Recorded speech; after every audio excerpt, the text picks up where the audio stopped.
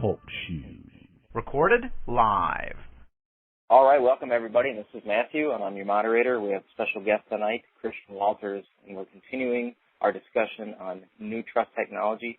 NTT is making payments under trust, which is merging titles and extinguishing debts. Hi, Matt. How are you? Hey, Christian, I'm great. I was trying to get everything wrapped up at work tonight.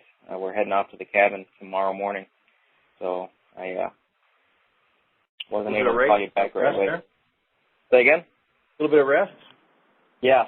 We're taking 4 days and gonna enjoy my beautiful children and family. All right. I'm gonna quick read our disclaimer and then I'll turn it over to you. Notice, acknowledgement, and agreement. The show and or document is private, not to be construed or relied upon as being legal advice for an individual legal situation or employee for making legal decisions. You will not use any of this information for making a legal decision or performing a legal procedure and is not a substitute for legal advice and or guidance by a licensed attorney. This private show and or documents are for academic informational purposes only, to be used at your own risk without liability through Christian Walters. By accessing or reviewing the show and or using the document therein, you understand with agreement that with all rights reserved without prejudice, Christian Walters is not an attorney licensed to practice law in the state of Florida or any other state, and has not given legal advice, accepted fees for legal advice, provided no assistance, advising, or guidance of any kind for use by non-attorneys or pro se parties in the preparation or use of the herein reference, and has no interest in any issue referenced therein, and is not a party to this or any action arising from, and is only acting in an authorized capacity as liaison to communications between the parties. By reading and or using this information, you acknowledge and agree that you are not a client of Christian Walters. These documents and or show recordings are incomplete and void without this notice agreement being attached here by reference and a breach of this agreement.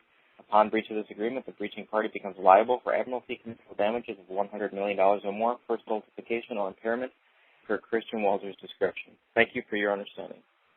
And with that said, I'd like to turn it over to you, Christian. Okay, thanks a lot, Matt.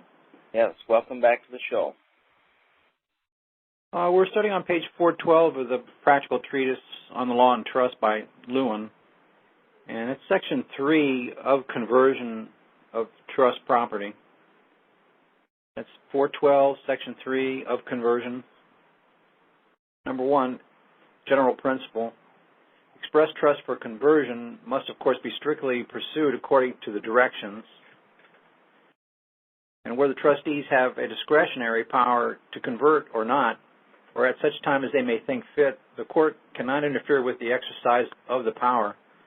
But besides express trust of this kind, there is frequently imposed upon trustees a duty to convert, not directed in terms, but arising out of the nature of the property and relation in which the city key trusts stand to each other. Number 2, implied conversion in cases of bequeath of wasting property and persons in succession. As a general rule, if a testator give his personal estate, or the residue of his personal estate, or the interest of his property in trust for or directly to several persons in succession, and the subject of the bequest is the wasting nature, as leaseholds, long annuities, the court applies the intention such perishable estate should assume a permanent character and so become capable of succession. The court accordingly in these cases directs a conversion into 3% bank annuities, and trustees and executors are bound to observe the same rule in their administration of property out of court, and if they fail to do so, they will be liable for a breach of trust.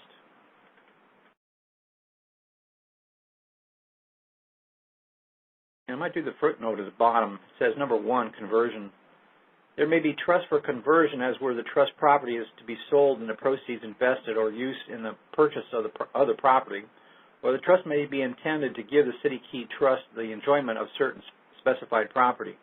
Whether a trust belongs to the one class or the other depends upon construction or interpretation, but upon the declaration of trust and the facts and circumstances of the particular case.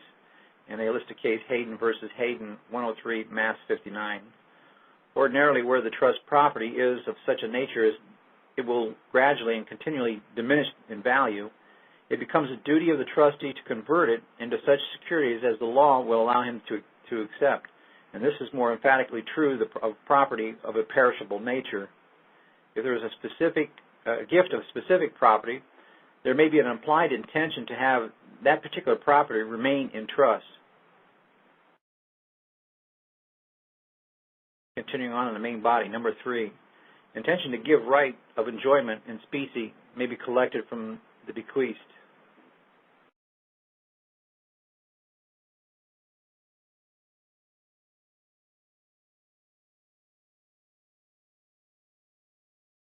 But an intention that the property should be enjoyed in specie may appear from the form of the bequeath and be collected from the terms in which it is expressed. Thus, if it were of a specific bequeath of leaseholds or stock, of the specific legatee will take the rents or dividends, and the power of varying the securities expressly given to the executors will not prejudice the right of the specific legatee, for the testator is held to have given the executors of the authority, not with the intention of varying the relative rights of the legatees, but merely with the view of adding security to the property. Number 4, use of words rents.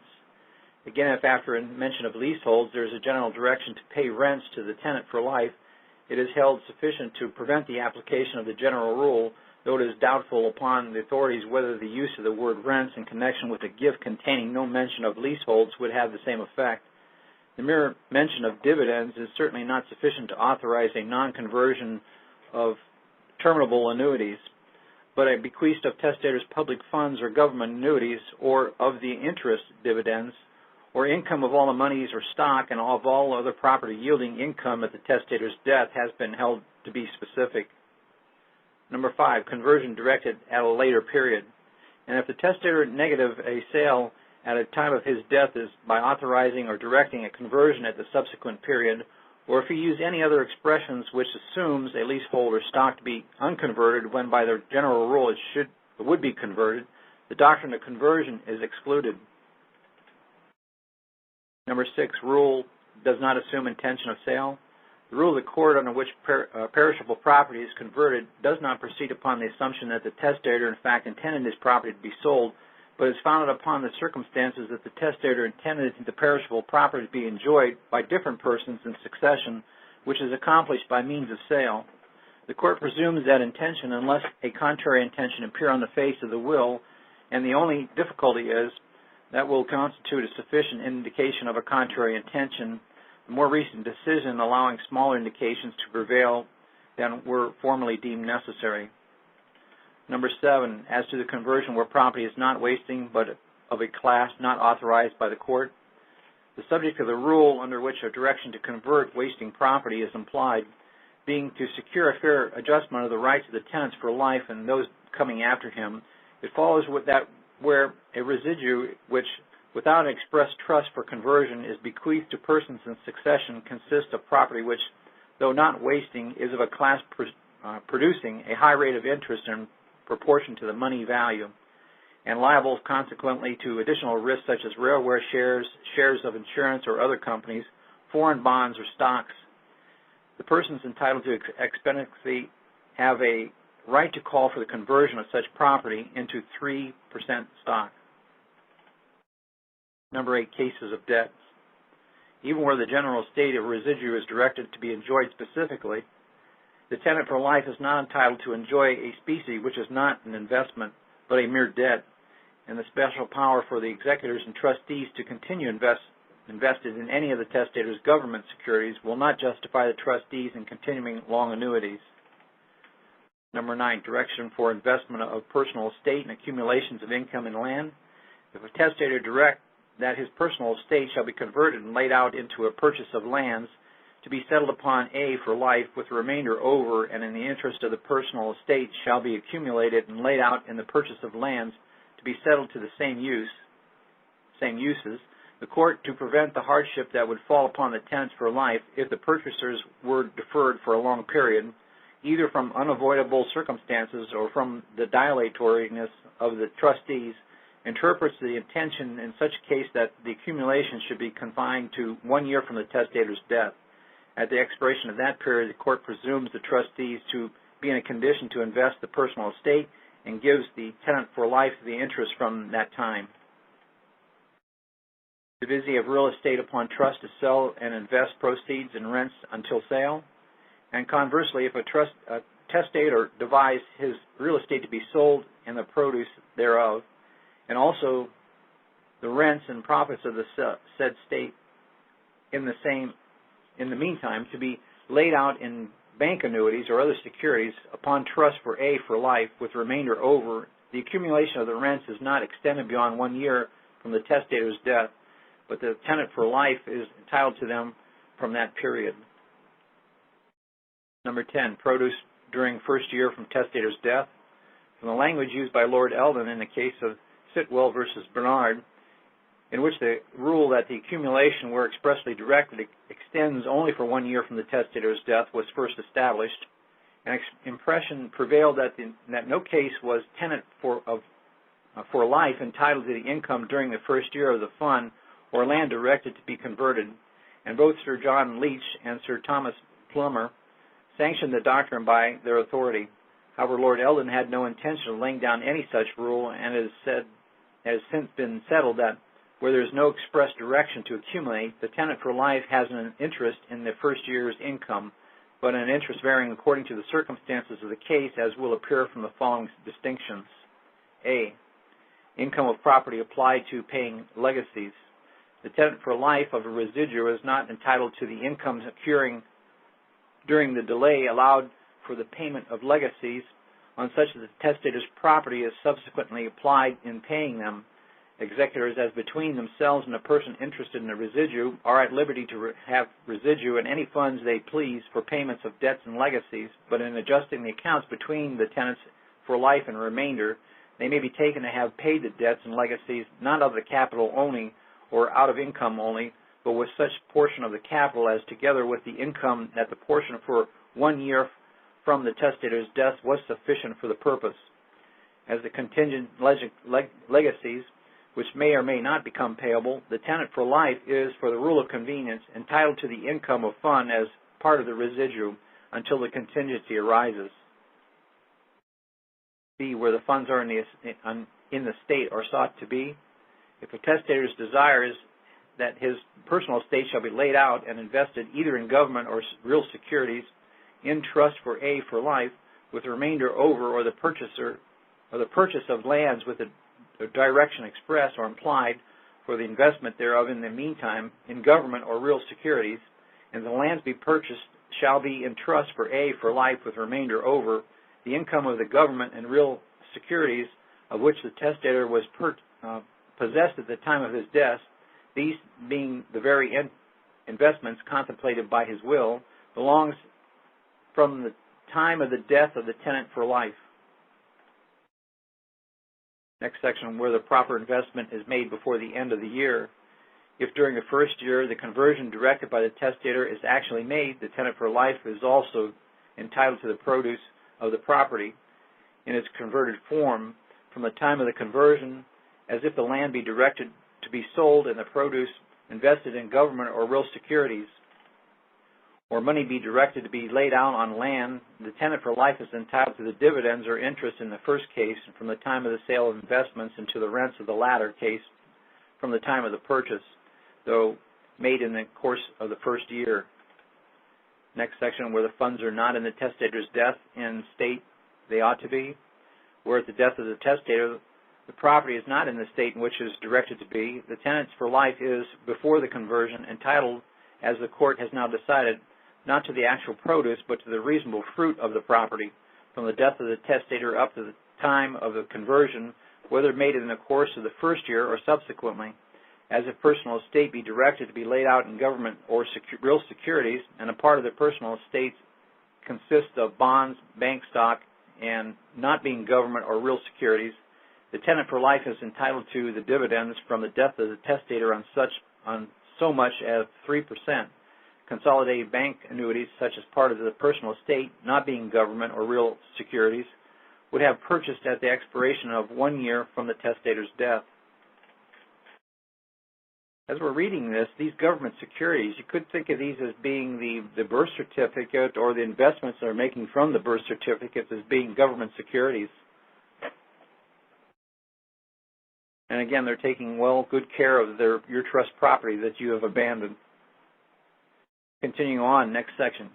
Case of alter income but without risk, where the non-conversion is attended with any risk of the property, as in the case of bonds, the remainder man, whose interest is thus imperiled, his right to the share and extra profit of the annual produce, but suppose land to have been yielded a rental beyond that which would have been an annual produce of the purchase money, and there has been no depreciation, can the remainder man call back the extra rent received by the tenant for life? Or as the remainder man gets all that was ever intended for him, viz. the undepreciated property, may the tenant for life keep the full rent? If not, then conversely, if the land held no yield fruit, or less than what the purchase money would yield, the tenant for life should have a claim against the remainder man. But if the tenant for life to be also a trustee for sale and neglect to sell, he cannot be allowed to put his own pocket the higher annual produce which has arisen from his own laches, or no trustee can derive a profit from the exercise of his own office. Next section, Gibson versus Bott. In Gibson versus Bott, leaseholds from a defect of title could not be sold, and the court gave the tenant for life interest at 4% from the death of the testator on the value. It does not appear from the report that at which time the value was to be taken, but according to recent cases, it should have been ascertained at the expiration of 1 year from the testator's death. Next section, capital coming in by installments. If the testator's estate comprises funds not immediately convertible but receivable by installments, such as the testator's shares in the partnership ascertained at the certain sum and payable by installments, carried interest at 5%, the tenant for life is allowed 4% from the death of the testator on the value taken at the expiration of 1 year from the testator's death. Next section, discretion expressly given by testator. If it appears from the terms of the will that the testator intended to give his trustees a discretion as to the time of conversion, whether discretion has been fairly exercised that the tenant for life was to have the actual income until conversion, the case must be governed by the testator's intention and not by the general rule. But if the power to be so expressed as to negative to the intention of varying by its exercise the rights of the parties, and the general rule will prevail. Next section 11, trade profits.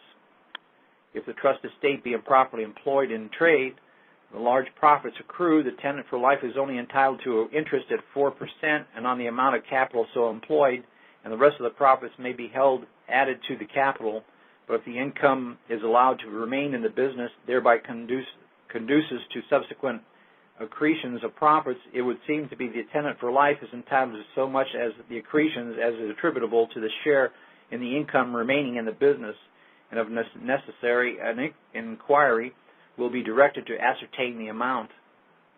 12. Reversionary interest converted in favor of tenant for life. The principle upon which the court implies a favor of those in the remainder in direction to convert wasting property, namely that both tenant for life and a remainder man were intended to share in the enjoyment of it, demands equally in favor of the tenant for life a conversion of the future or reversionary interest. Hence, if a testator entitled to the reversion expectant on lives directed in the conversion and investment of his personal estate, with the discretion of the trustees to the same, the trustees decline to sell until the event of reversion falls into possession, where had the reversion been sold at the end of 1 year from the testator's death, the tenant for life would have received the interest of the purchase money, and the fund, therefore, and when it falls into possession, represents the capital with the interim interest, and the court, under these circumstances, formally gave the tenant for life out of the capital the difference between the money actually received and the value of the reversionary estimated at 1 year from the testator's death of the sum in question, on the assumption of its being payable on the day when, as afterwards happened, it actually fell into possession. But this method of computation has been since slightly modified, and the true method seems to be to assert the sum which, out of the interest at 4% per annum in the day of the testator's death, and the accumulation at compound interest at the rate at which yearly rests and deducting income tax, would, with the accumulation of interest, amount on the day when the reversion falls in or is realized to the sum actually received. The sum so ascertained represents the corpus, and the difference between the sum and the sum actually received is income. Thus, the method of computation applies equally to any outstanding personal estate, and conversion which the trustee in the exercise of their discretion, postpone for the benefit of the estate, and which eventually falls in, or for the instance, a mortgage debt with arrears of interest, or arrears of annuity with interest, or monies payable on life policy. Sounds like what we have today, insurance upon the defaults.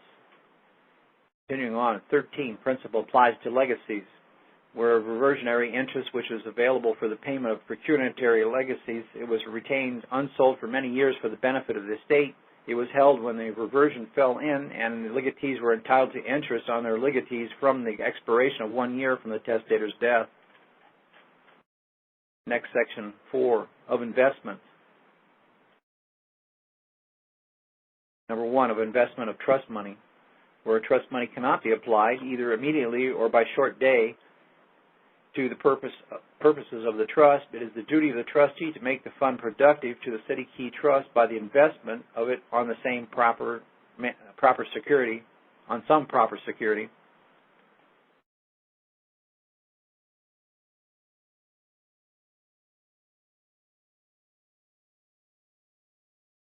I'm going to do the footnote on that proper security, number 1, under the footnote, bottom of the page, investment of trust funds. The trustees are to conduct themselves faithfully and exercise sound discretion, not with a view of speculation, but to make a disposition of the trust funds considering the probable income as well as the safety of the investment. There's a couple cases there. If there is any directions in the instrument creating the trust, they are explicitly followed and are any rules of the court or statutes provisions existing in any state. In the absence of these, the trustee must exercise their best judgment in good faith. Trustees should not make investments which will take the trust property beyond the jurisdiction of the court, and ordinarily they will be held responsible for the amount if they do, without being specially authorized. And there's a case cites for those. Continuing on, trustees should not invest trust funds in personal securities, a couple cases for that. But the rule is now modified in some states, as in Harvard Cole versus Emory. It was declared that all that can be required of a trustee to invest is that he shall conduct himself faithfully and exercise a sound discretion. He is to observe how men in prudence, discretion, and intelligence manage their own affairs, not in regard to speculation, but to regard to permanent disposition of the funds, considering the probable income as well as the probable safety of the capital to be invested. There is an investment in stocks of a manufacturing company and of an insurance were held to be within the authority of the trustee, and that is now adhered to. Lee gives a couple cases on that. The trustee was not held responsible for the depreciation in railroad stocks, though it continued to hold them while they were falling in value, but was held responsible for the depreciation of bank stock bought in its own name, and there was a case to support that.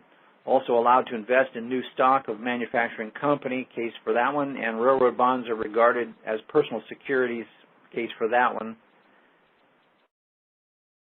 To invest as they think best for the benefits of the poor does not limit them to the real estate securities, a case for that. An investment must secure at least a large rate of interest, a case for that one.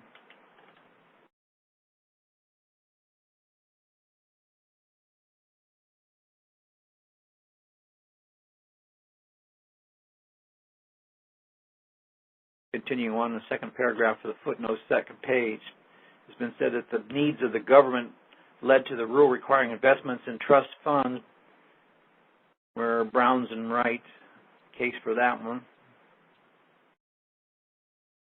Well, there's a lot of supporting cases for that. We'll continue on the main body back onto that. Number 2, trustees may not invest on personal security. It was an opinion of Lord Donington that the trustee might be justified in lending on personal credit. The lending money on the note, he said, is not a breach of trust without other circumstances, in a Latin word, crasse neglectius. But the case from which the dictum is taken is called by Lord Eldon from the extraordinary doctrines contained in it, a curious document in the history of trust, quote unquote, And certainly it is now indisputable settled that the trustee cannot lend on personal security. Lord Hardwicke said, a promissory note is evidence of a debt, but no security for it.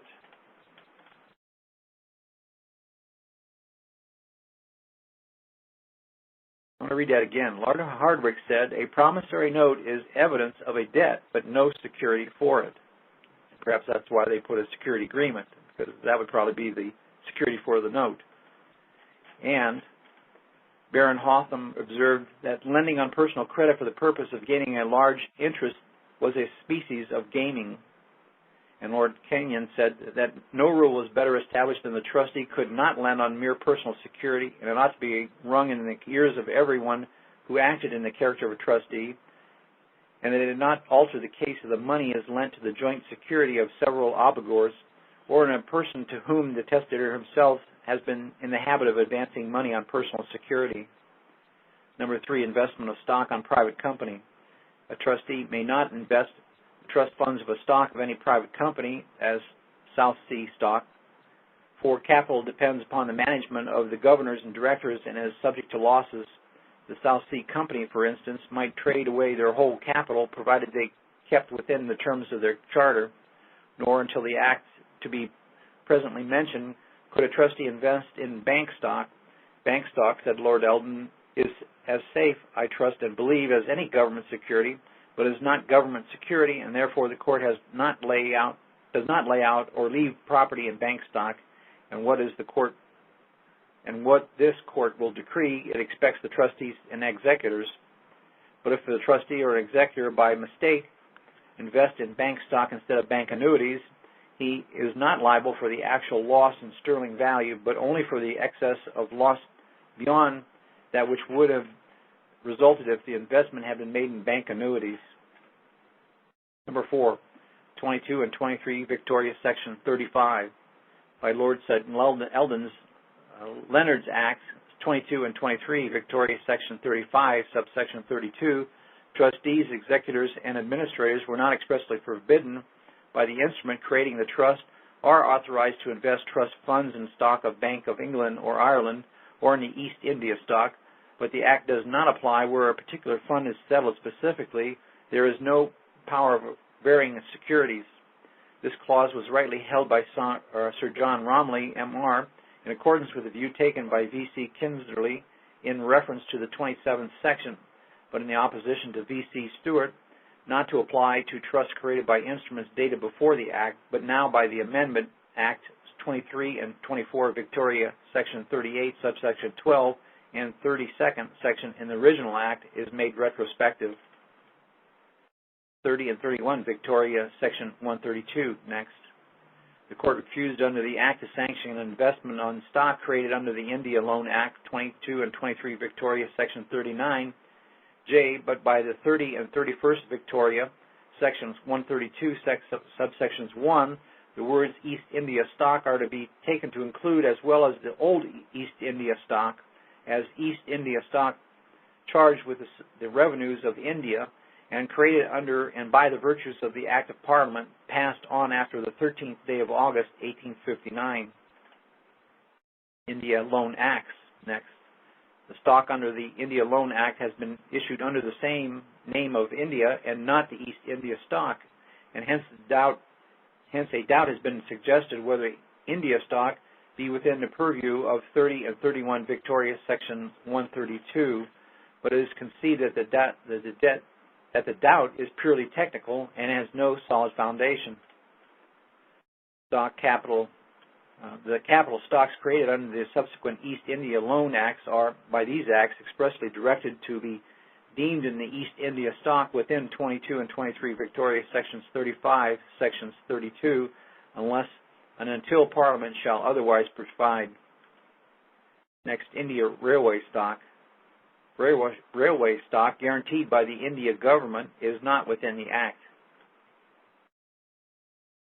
5. 23 and 24 Victoria Section 38. By Section 10 of 23 and 24 Victoria Section 38, the Court of Chancery was empowered to issue general orders from time to time as the investment of cash subject to the jurisdiction, either in 3% consolidated or reduced or bank annuities, or in such other stocks, funds, or securities as the court should think fit. And by the following section, trustees, executors, and administrators having power to invest their trust funds upon government securities or upon parliamentary stock, funds, or securities, or any of them, may invest in any of the stock, funds, or securities, or upon which by such general order, cash may be invested by the court. Number 6, general order.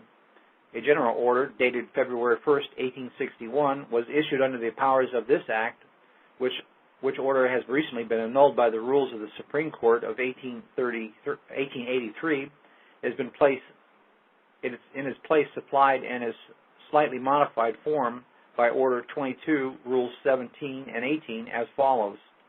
Rule 17, cash under control of or subject to the order of the court may be invested in bank stock, East India stock, exchequer bills, and £2 10 shillings per cent annuities, and upon mortgage of freehold and copyhold estates respectively in England and Wales, as well as consolidated, reduced, and new £3 per cent annuities.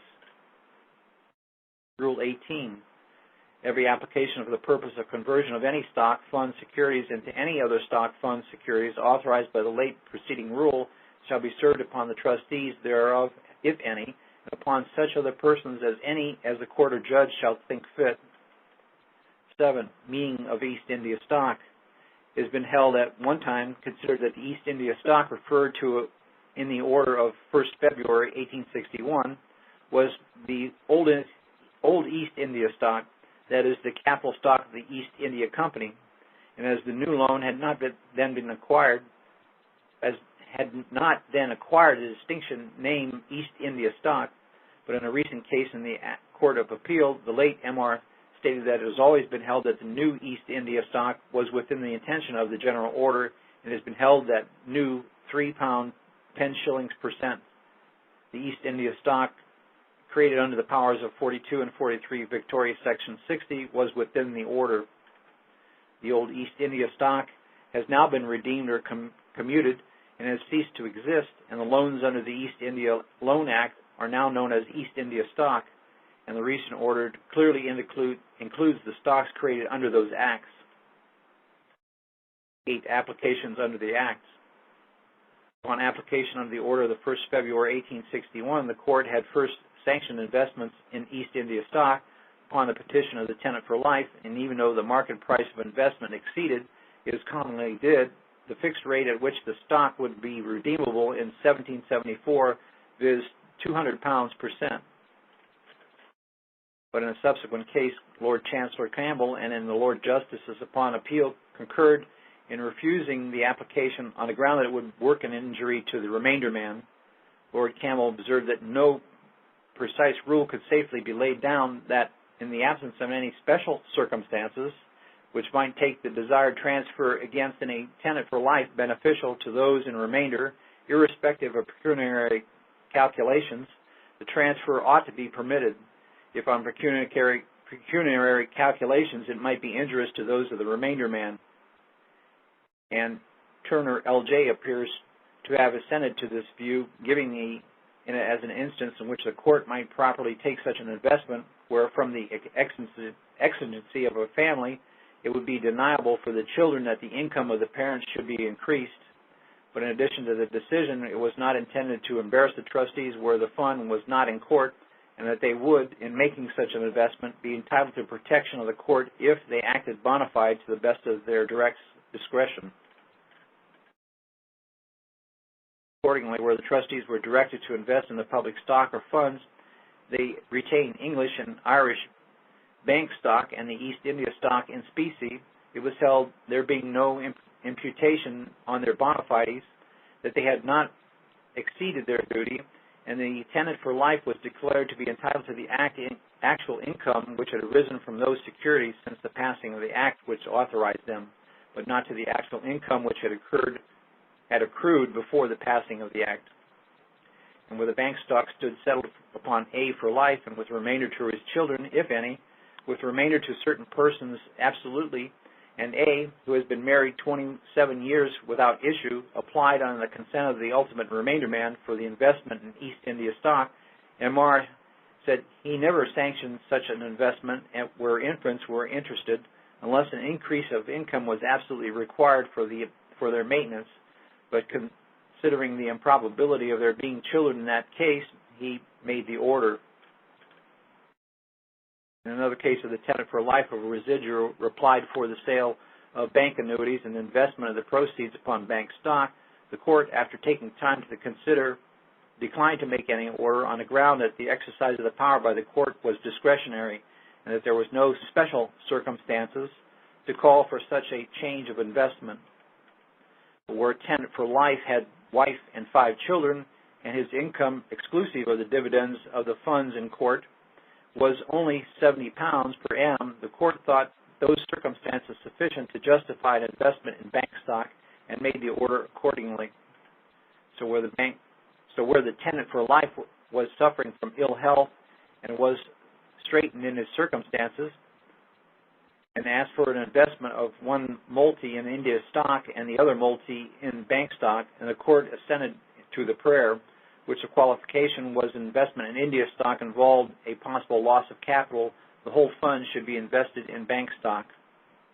So where a fund was charged with an annuity of £500 per annum and it was insufficient for its purposes, the court, though it would not have listened to the application of the mere viewing of augmenting the income of the tenant for life, directed an investment in East India stock in order to aid the primary intention of providing for the annuity. 9. Powers and Acts of Parliament. There's been great conflict in opinion as to whether the powers conferred by the Act apply to money paid to the court under Acts of Parliament, directing the monies to be invested on securities other than those mentioned in the Act under consideration, but the question has been finally settled in favor of the application of the powers. 10. Service. Application under Rule 17 of Order 22 did not be served on the trustees of the fund, but such services is necessary under Rule 18 of the same order. 11. Consent. Powers of investment to generally be exercised with the consent of the tenant for life. It has been doubtful whether the several acts enlarging the power of a trustee apply where such consent is required. It is conceivable, however, that the effect of the acts is to authorize trustees to invest on the excluded securities, provides the investments be accompanied with all the conditions required for investments upon the securities specified in the settlement. Any other consideration would be a trap into which many trustees must already have fallen. 12. Settled Land Act. By the claimed operation of Section 21 and 32 of the Settled Land Act of 1882, all monies in court which are liable to be laid out in purchase of land to be subject to the settlements may be invested in government securities or on other securities on which the trustees of the settlement are by settlement or by law authorized to invest trust monies of the settlement, or in the security of the bond, mortgage, or debentures, or in the purchase of a debenture stock of a railroad company in Great Britain or Ireland incorporated by the Special Act of Parliament, and have for 10 years next before the date of the investment paid a dividend on its ordinary stock or shares. Under this section, monies in a court have been arisen from the purchase under the Lands Clause, Consolidation Act 1845, of land belonging absolutely to the charity, having been invested in railroad debenture stock.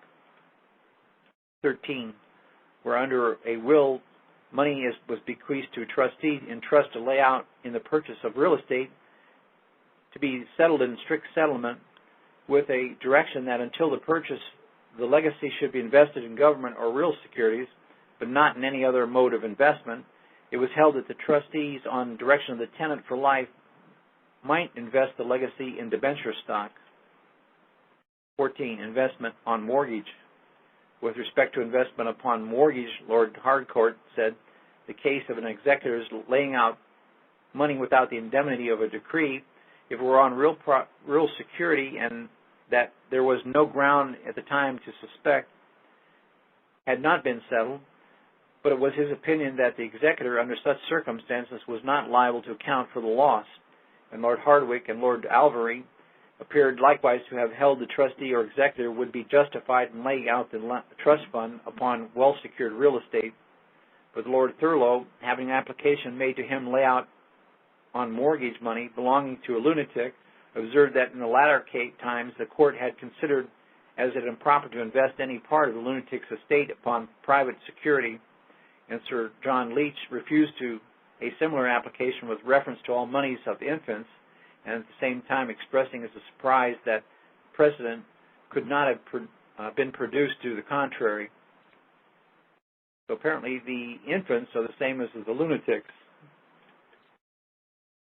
So where there has been no power of investing on mortgage and the trustees intended to invest on government securities afterwards at the instance of the tenants for life and to procure a high rate of interest, invest on mortgages which provide deficient, they were held to be liable for the difference in the City Key Trust in remainder. The grounds of the decision, however, was that the trustees had consulted the benefit of the tenant for life at the expense of the remainder man, and the court gave no opinion upon the dry question whether the trustees without a power could safely invest on mortgage, but did not encourage the idea that they could. Trustees until the recent acts were certainly not justified in lending upon mortgage, when by the terms of the instrument of the trust they were expressly directed to invest in the funds. Late Acts, Scotland. Now by the 22nd and 23rd Victoria, Section 35, subsection 32, when a trustee, executor, or administrator shall not by some instrument creating his trust be expressly forbidden to invest any trust fund on real securities in part of the United Kingdom, he is at liberty to make such investment, provided it be other respects reasonable and proper. Under this enactment, therefore, trustees may now lend on real security in England or Wales or Ireland, and not in the Isles of Man, and as the Act has last section could not extend to Scotland, and as the Scott real estate law is quite different from English, trustees could not be advised to lend money on real security in Scotland. Mortmain, next section. Also by 23 and 24 Victoria Sections 38, Section 11, and the general order before mentioned, trustees have power to invest on government or parliamentary securities, may now invest in real securities in England or Wales, and as such investments may have been made by corporations and trustees holding monies in trust for any public or charitable purpose, notwithstanding the statutes of Mortmain. Next, investments by the court. Previously to the acts in the court were an express power existed to lend real security, refused to exercise it by sanctioning the loan on the mortgage on the ground that 99 cases out of 100, the expense of the mortgage more than counterbalanced the increase of income, but the rule has since been relaxed.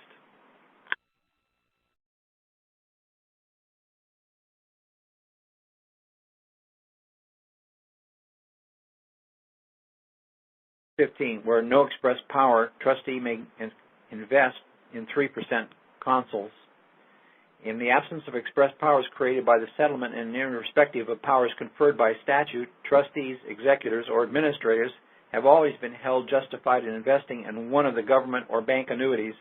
For hereas the directors have no concern with the principal, but merely superintend the payments of the dividends and the interest till such time as the government may pay off the capital, it is not in their power, by mismanagement or speculation, to hazard the property of the shareholder.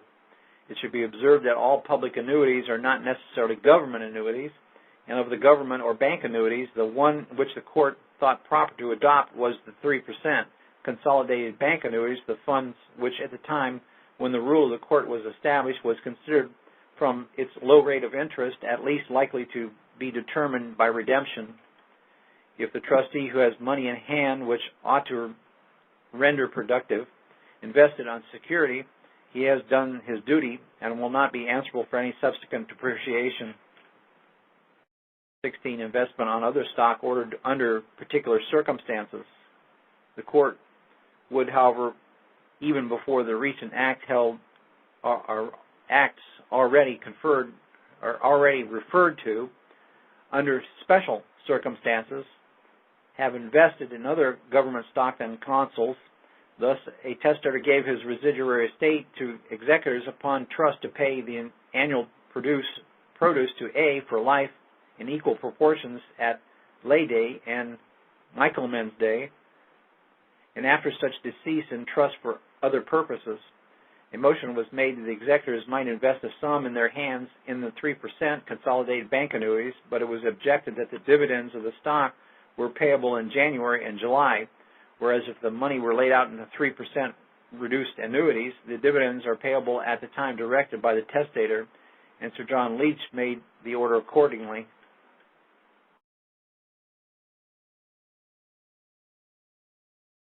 Whether trustees may invest on any other government security. In the report of Hardcomb versus Allen, it is said that trust money has been laid out by the trustees in funds which sunk in their value without any mala fides, but the same not being laid out in the fund in which the court directs trust money to be laid out, the trustees were ordered to account for the principal and pay it into the bank, and then it should be laid out in bank 3% annuities. It might be inferred from this statement that if the trustees before the Land Acts had invested in any other government security than the 3% consols, the court would have held him accountable for any loss by fall of the stock, but such a doctrine would have been extremely severe against trustees, and the case has been extracted from the registrar's books. There is no authority for any such proposition.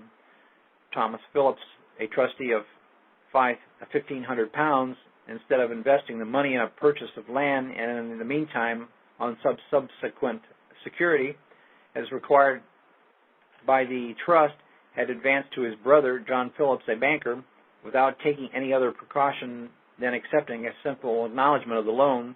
John Phillips continued to pay interest upon the money for some time, but eventually became insolvent, and the fund was lost. The court, under these circumstances, called upon the trustee to make good the amounts.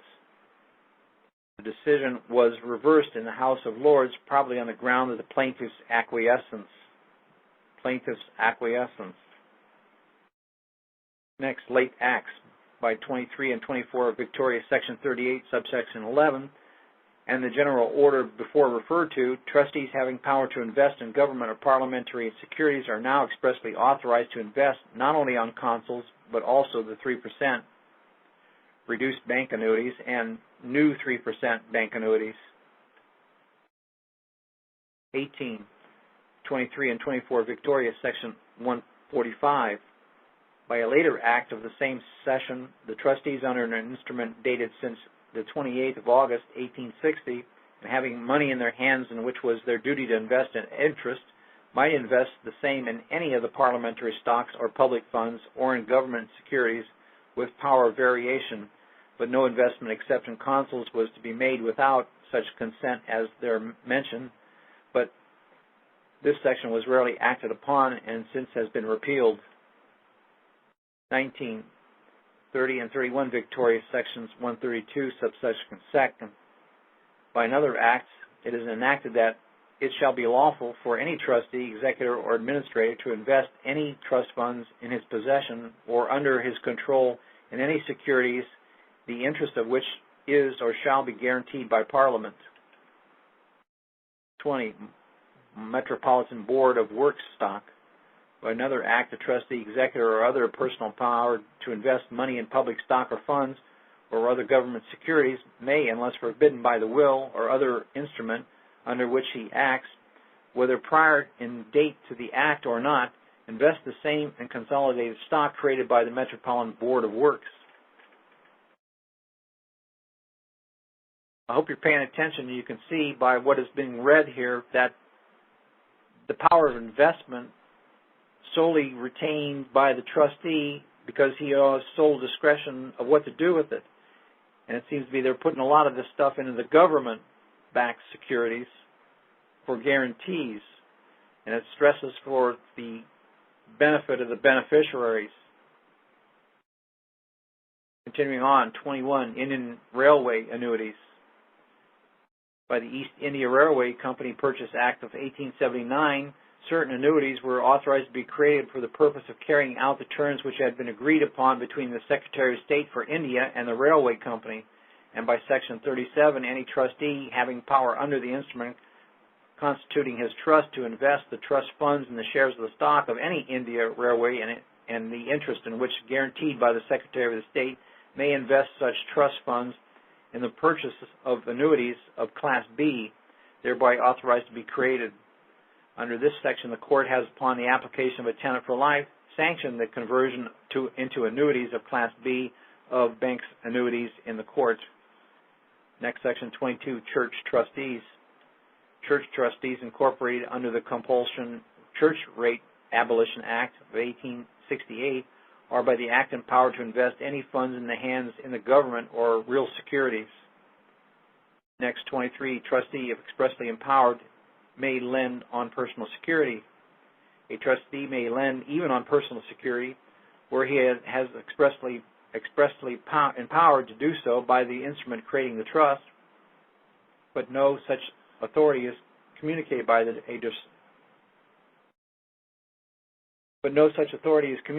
direction to place out the money at interest at the trustee's discretion or in such good security as the trustee can procure and may think safe.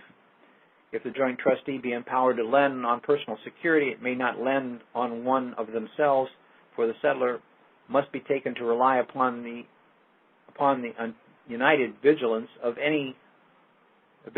all trustees with respect to solvency of the borrower, and the trustees having power with the consent of the tenant for life to lend on personal security cannot lend on personal security to the tenant for life himself, and when the court has assumed the administration of the estate by the institution of the suit, it will not direct to an investment on personal security, though were a power to lay out on either personal or government security, but not order all future investments to be made on government security.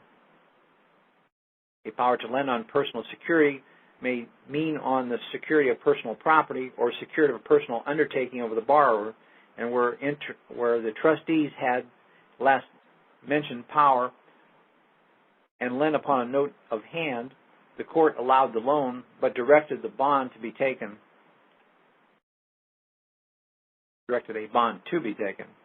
24. Where empowered to lend on personal security, trustees may not accommodate a person. Where the trustees of a sum of money for life, remainder for her children, were authorized by the settlement to lend the trust fund upon real or personal security as should be thought good and sufficient, the trustee lent it to a person in trade whom A had married and the money was lost, they were made responsible for the amount. Sir William Grant said the authority did not extend to the accommodation, and it was evident that the trustees had upon marriage been induced to accommodate the husband with the sum, and which had no power to do. And in another case where the trustee was even required at the request of the wife to advance money to the husband upon his bond, and the husband took the benefit of an insolvent act, and the wife requested the trustee to advance £80 to the husband upon his bond, and the trustee refusing, the wife filed her bill to have the trustee removed.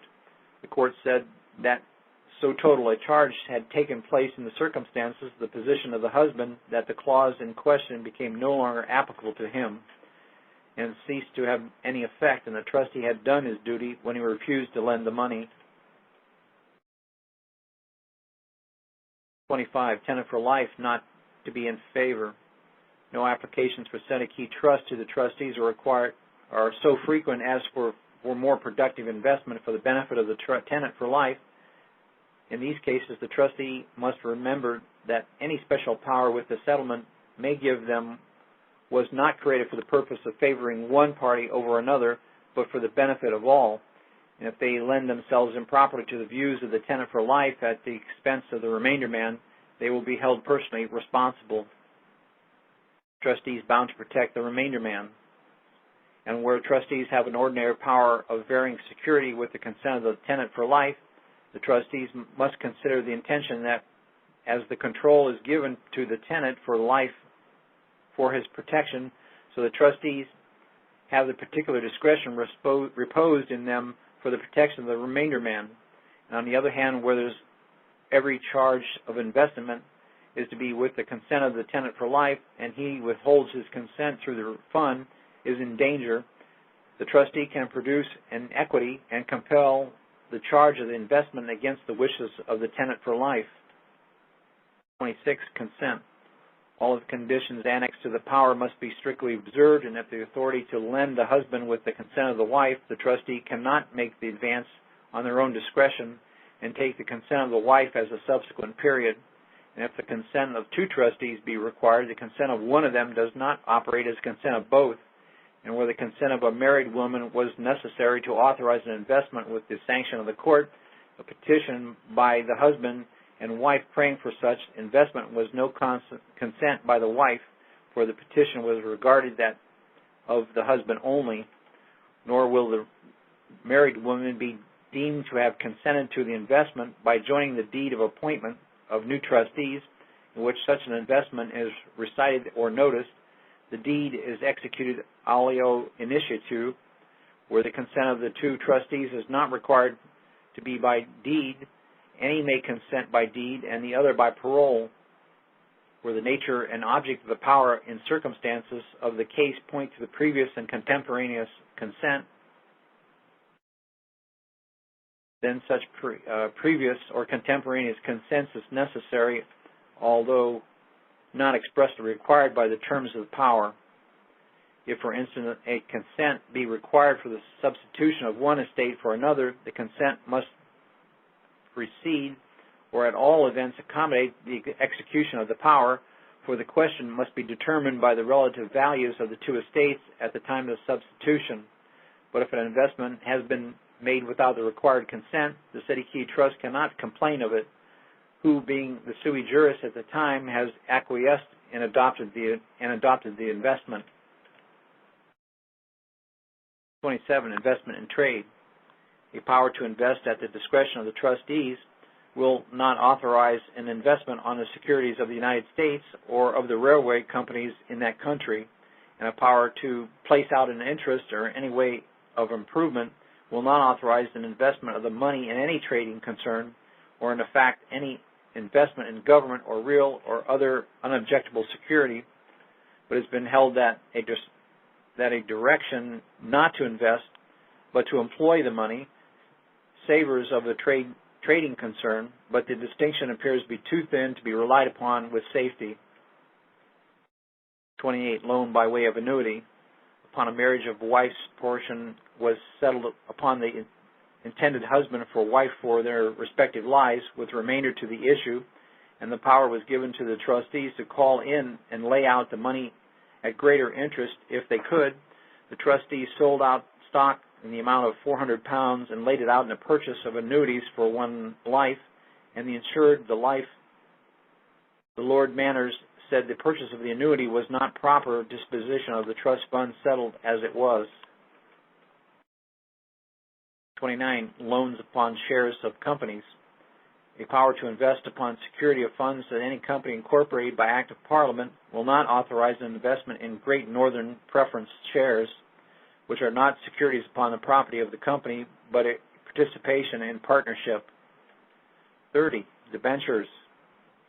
A power to lend on debentures of a public company did not, it is conceived, authorize to invest on debenture stock, for the settler in allowing debentures relied on the liability of the company to pay the capital, but in debenture stock the dividend can only be recovered, and there is no means of realization the capital but by transfer, and the value in the market may have greatly sunk. Debenture bonds are temporary loans, but debenture stock is perpetual.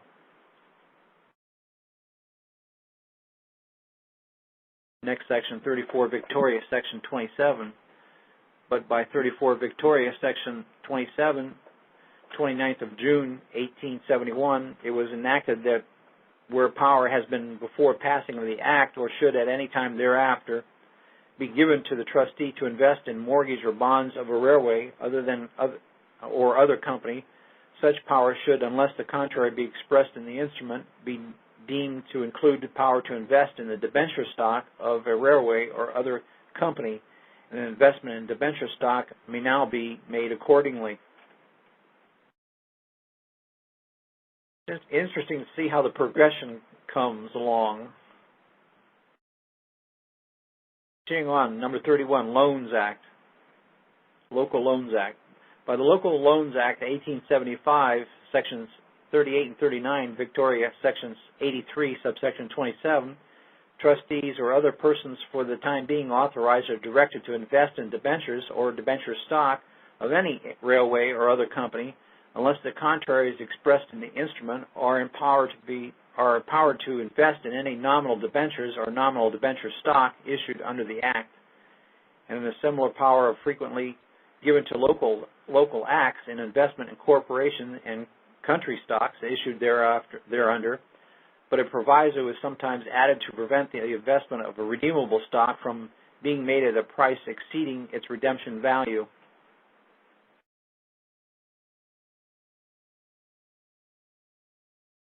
Terminable securities.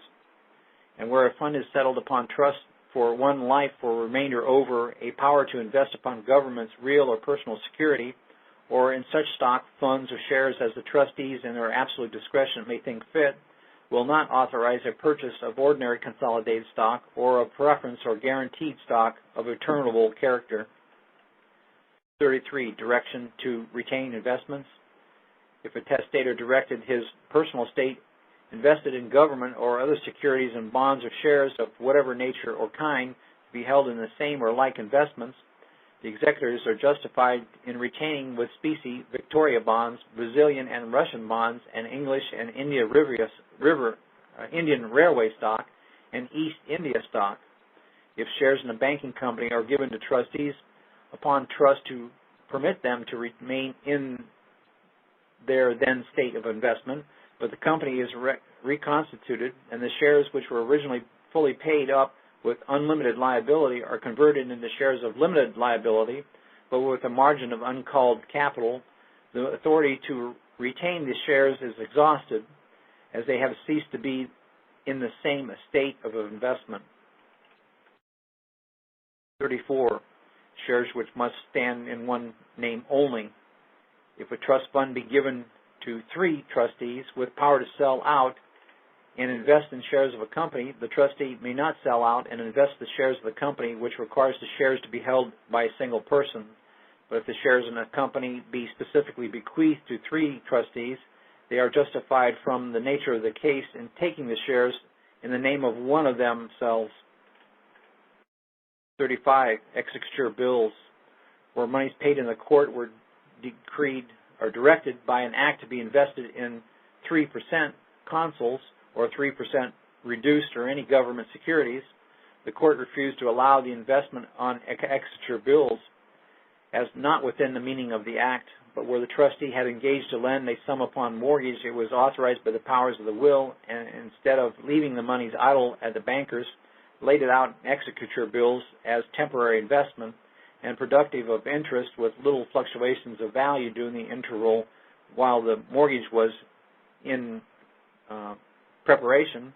The court held that such a dealing with such funds was justifiable. It has since been ruled that executure bills do fall within the description of government securities, and they are now expressly authorized as an investment by 23 and 24 Victoria Section 38, Section 11, and the general order before mentioned. 36. Foreign securities. Foreign securities. Stock of the United States and even bonds and debentures of the particular states come under the description of foreign funds, but not so in the bonds or debentures of municipal towns or railway companies. And where a power was given to trustees to invest upon any of the stocks or funds of government of the United States of America or the government of France or any other foreign government, it was held that investments in New York and Ohio stocks and Georgia bonds were authorized by the power, and where trustees were empowered to continue to change securities from time to time, as to be majority would seem to meet, that they proposed to call in certain securities and invest in American government and American railway securities. The court in administration suit would not allow the trustees to exercise their discretion in this way, though great part of the testator's own estate was left by him thus invested.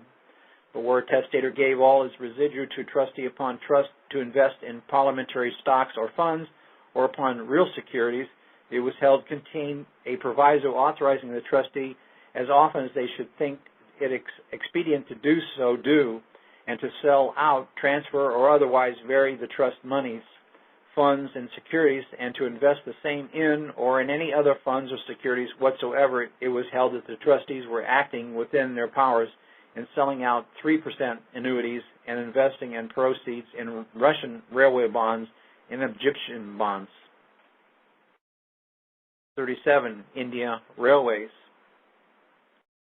The court, even in an administration action, sanctioned the conversion of bank annuities into East India Railway stock annuity B and into Sukhsind, Jupund, and Delhi Railway 5%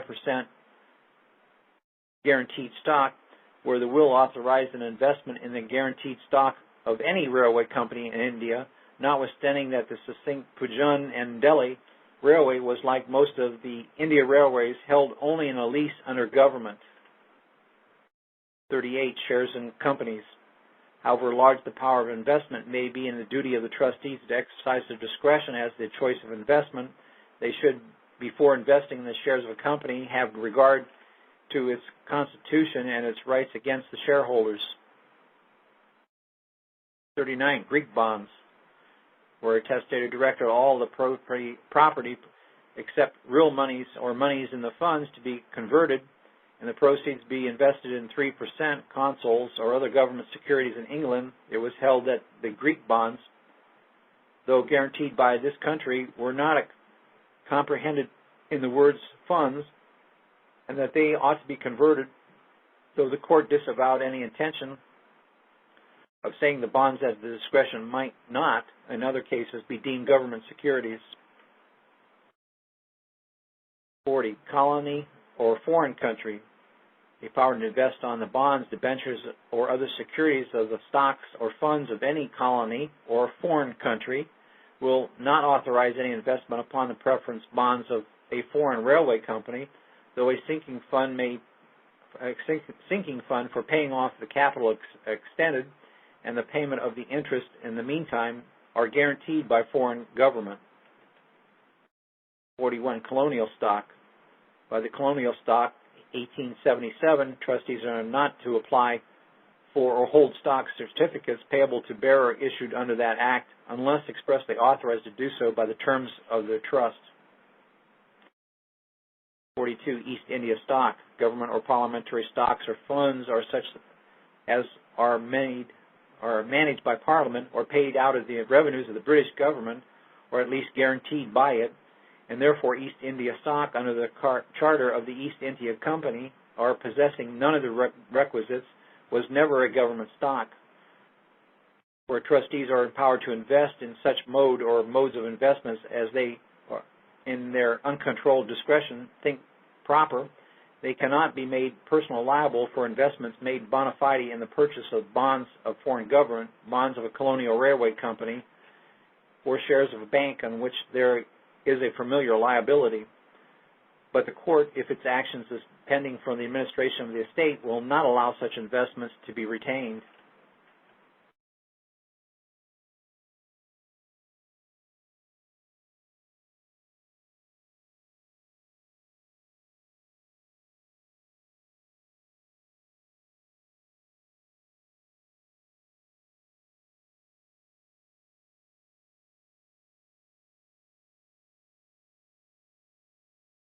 That was a long way to go. Might just break it here.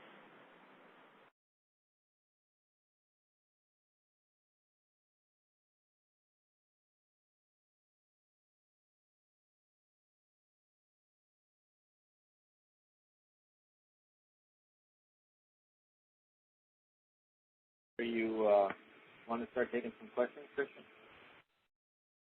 Yeah, let me mark the page here. See, that was number 43.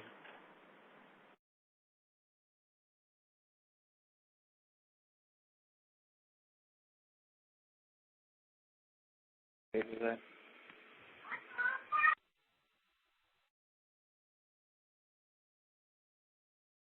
Well, I lost it right there. Somehow I lost it. That's section 43. Yeah, it was number 43, but I forget what page it was, and I've lost the...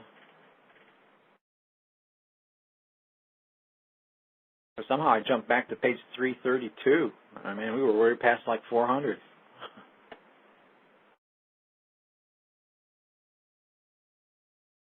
All right, well, let's break it off there, and we'll figure out where we're going to pick it up next week.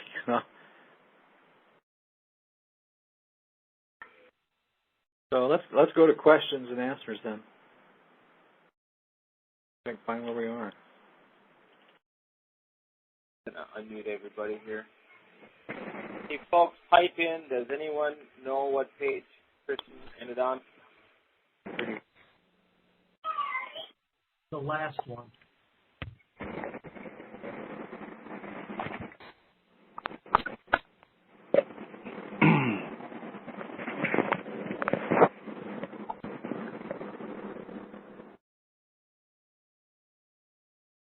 Like the PDF flipped. Yeah, dude. Does anyone that was following along in the PDF know what page Christian ended on tonight?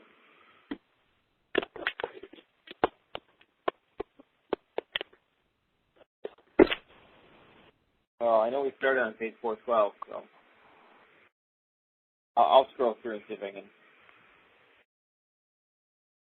figure it out while we're taking questions here. Folks, if you got a question for Christian tonight, go ahead and hit star 8 on your phone. It'll show up on my screen, and I can unmute you. Yeah, it really jumped. Wow. Hey, Christian, Darren. Hey, Darren. How you doing? Hey, I was thinking last night, well, we were talking about the switches to equity on those 5 points, and I was thinking also, couldn't you also add a 6th point in regards to saying I do not consent to an in-law proceedings, which is kind of off where it says this hearing is contrary to equity? Because isn't it about consent? Well, I don't know if it'd be about consent. It'd be about, I don't grant that. Right. But saying I don't consent. It's like I wouldn't use consent. That's precatory wording. Okay. I don't grant that. Oh, use that. I don't grant that. Yeah, I don't grant that. Yes. Okay. Right. Okay. Yeah, because it has to kind of have like a meeting of the minds, so kind of like an agreement. Well, no, we don't agree in trust. We order. We order, decree, and what's the other word? There's 3 of them that are non-precatory words. Direct. I'm Order, sorry, what are and direct? Say the words again. Order, decree, and direct. Those are non-precatory. We don't ask for permission. We don't. We order, decree, and direct. We use non-precatory language, which is weak language.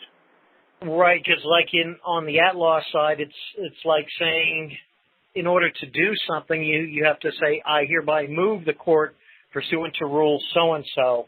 Yeah. But in equity, you're saying, I order or I decree or direct, which is kind of on the same balance as kind of like in common law, where it's the sovereign's court, like in a court of record, is where you're decreeing, because if you're acting like the sovereign. Yes, right. Okay, very good. Okay, I thought about that and I wrote it down. I thought, well, that's a good Christian question. Well, really, I would go over. In fact, anybody could do a Google search up on Wikipedia. Get up on Wikipedia and then do a Google for on Wikipedia site for equitable maxims.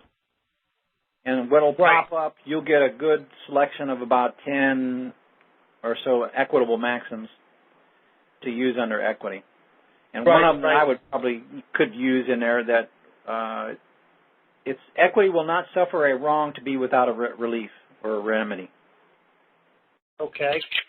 And there was last night, let me see last time, I'm going back through my notes. Excuse me, I got so many notes. And I got to type these all into my folders. Yeah. I keep taking notes, and then, you got to, it's kind of like the thing that's dictating everything. It's like on the at-law side, it's the rules and the statutes and codes and all the stuff that goes over there. But on equity, the only thing you got in equity is the maxims. So that is your rules. So you got to know the maxims. Right. Now, your stuff, your paperwork. Now, last night you talked and you used the term, and I only caught the first and I think the last was abbreviated for warts. The first one was withdrawal, and I kind of missed the other ones. DEP wart. DEP. Right, that's debt extinguished package. Yeah, wart. And what does WART stand for? W-O-R-T. W is withdrawal, O is order, R is redeposit, and T is termination. Okay. Yeah, I got the first two. Because, of course, it's real hard to go, what did he say? Okay, that was my other question. Okay, good. Just taking notes. And DEP is, what is DEP? Okay. Okay, good. Brain just went. DEP is, what is the DEP? Oh, debt. Debt extinguishment and package. Right, debt extinguishment package. I couldn't remember. Right, okay, great. All right, those are my only questions right now. 1 minute. Okay, thanks a lot, Kristen.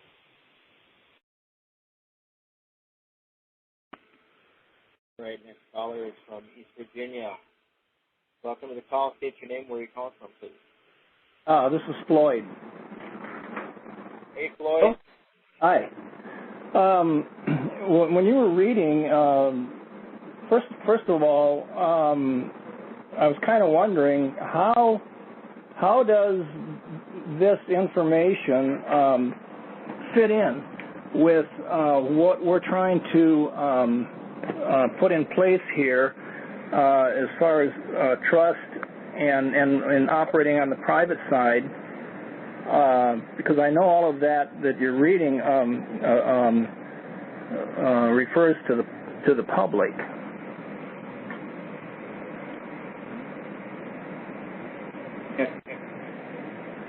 Can you hear me? We're getting a lot of feedback there. Yeah. Okay. It is showing that how they're doing the conversion on these equitable assets in the trust there, and how they're doing the investments. And there's a direct parallel to what they're doing today. And we think they're stealing our assets and stuff. No, all they're doing is just sticking it in investments and taking care of it. Well, one of the things that I've kind of have observed when I was in the insurance business, and I would talk to certain trust administrators about investing into the insurance business or into the insurance products. One of the things they would never invest in was annuities, and the reason that they didn't want to do that was because, for the most part, the annuity would lock in the annuitant for 20, 30 years or for life, depending on what they took, and they didn't want to tie up the money in the trust for that long. Right. So none of them ever really, even though the annuities were supposedly very safe, I don't know how safe they would be today with everything the way it is. But anyway, the one thing that I noticed in the reading was they gave the railroad companies a break in investing in them, and they also skirted around the East India Company. Now, knowing some of the background of the East India Company, I can understand why they probably did that, because that was owned by I think the Vatican. Mm-hmm. So I think a lot of the rules that were formed from England was as a result of the benefit of them. Right. So anyway, But I think it's now also the power of discretion of the trustee, because he didn't want to, say, invest in annuities or whatever, because he wanted to stay more liquid. But that was based on his power. He had discretion. Right, I understand that part of that.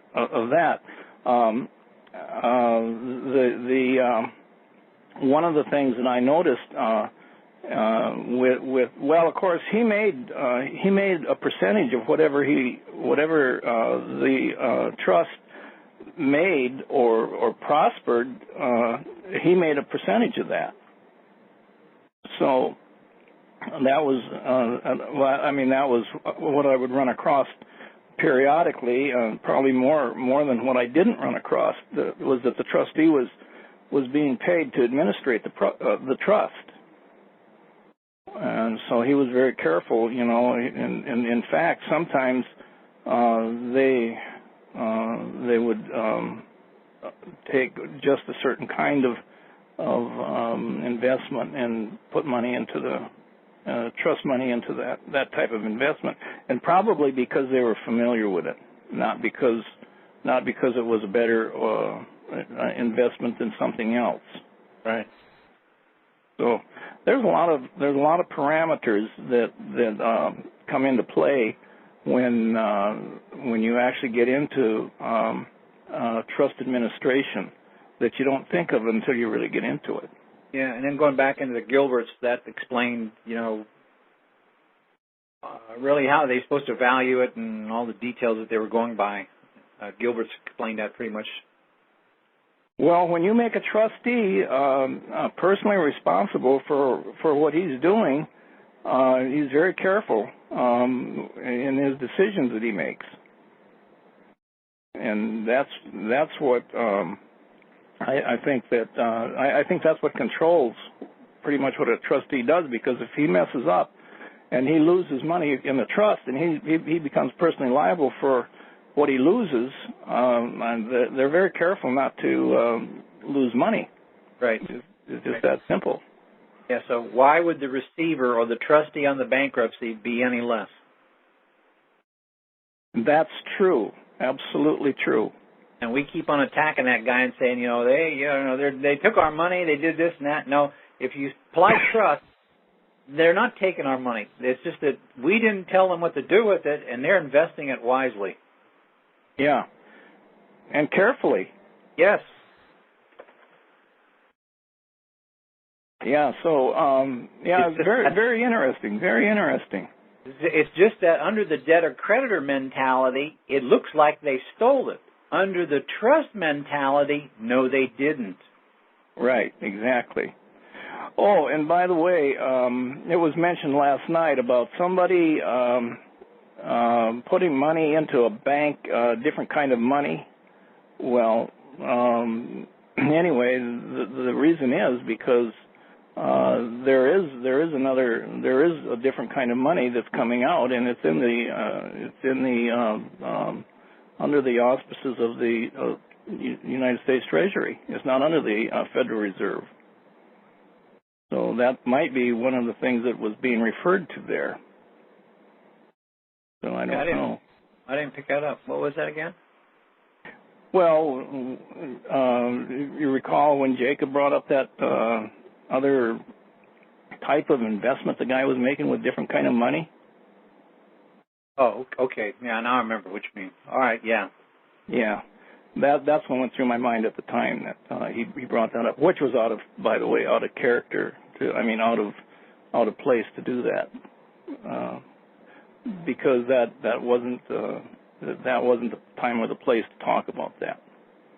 If that was money, then that would still be public money. Yeah, it's still public money, and it's just that it might be. I think it's going to be gold-backed money when it does come out. Yeah. So that's the only way that he could do what he did, whatever, by signing over whatever he had to sign over. But anyway, and I was gonna call in last night, and I didn't get a chance to. But in some of this debtor creditor stuff, The people that are still hanging on to debtor creditor, I'm wondering, is it a good possibility that they just don't understand the difference between public and private? It could be, but they need to come in through. If they're going to go into debtor creditor, they got to come equity first. No. Oh well, yeah, but to see, I'm wondering if they don't understand when they're in the public. What is it that they have to do to get into the private so that they can come through equity? I'm wondering if that's where they're getting hung up. Well, I think it's they've got so much time under the debtor creditor realm that it's so ingrained in them, and they don't know the equity side well enough, and they're still caught up in their own realm, not seeing how to get back to where they are by coming through equity to begin with. Yeah, that's a good point. I had a call tonight from somebody that said that they had come up with some kind of information that they thought was really good, and they have right now they have a case before the court and have to go in on the 28th, I think, of the month, and that person was told that the judge doesn't do any in private conferences because this person had put in the information that they were going to need a in-camera hearing, and the treasurer or the clerk of the court said, well, the judge never gets off the bench. So then that person... Well, he doesn't. Of course he doesn't. He doesn't have any reason to get off the bench because nobody's told him that he has to have an in-camera hearing. Yeah, right. And so I told this person, I said, first of all, how is this information that you have going to help you in your in-camera hearing? I said, is it information that you don't have in your in-camera hearing? And that person said, well, it was information that wasn't in the trust. And so I said, what kind of information is it? And so I don't know, it was something that could have been used for slowing, for buying time. But the fact that they already have an appointment. Even though it's supposedly the appointment is to foreclose on the house and finalize the sale, I said that kind of information is for the public, and I said as long as you're not using it to reveal what you have in your trust, I said to the public, I said it's not going to do you any good anyway, because once you get into camera and the judge makes a decision to dismiss the case, I said you're not going to need anything else anyway. Right. I said right. Concentrate on getting into camera. Yeah. And I told this person to call you and ask you the same question that was asked to me. And I said, I'm sure that Christian's going to tell you the same thing, but I said, at least you'll hear it from the horse's mouth. And so... to me, that when we come up with this super great idea under debtor-creditor, that under the debtor-creditor realm is pretty good, let's say, and then we focus in on that, and rather than focusing in on equity and saying, okay, what questions do I need to ask to get equity to go back from equity into the at-law side and apply this remedy I just thought of? Like you said, the focus should be on equity. How do I get the court of equity to do the at-law thing? Right. And I told this person, this person said, but trust hasn't been proven. I said, okay, let's look at the situation. Trust is in existence.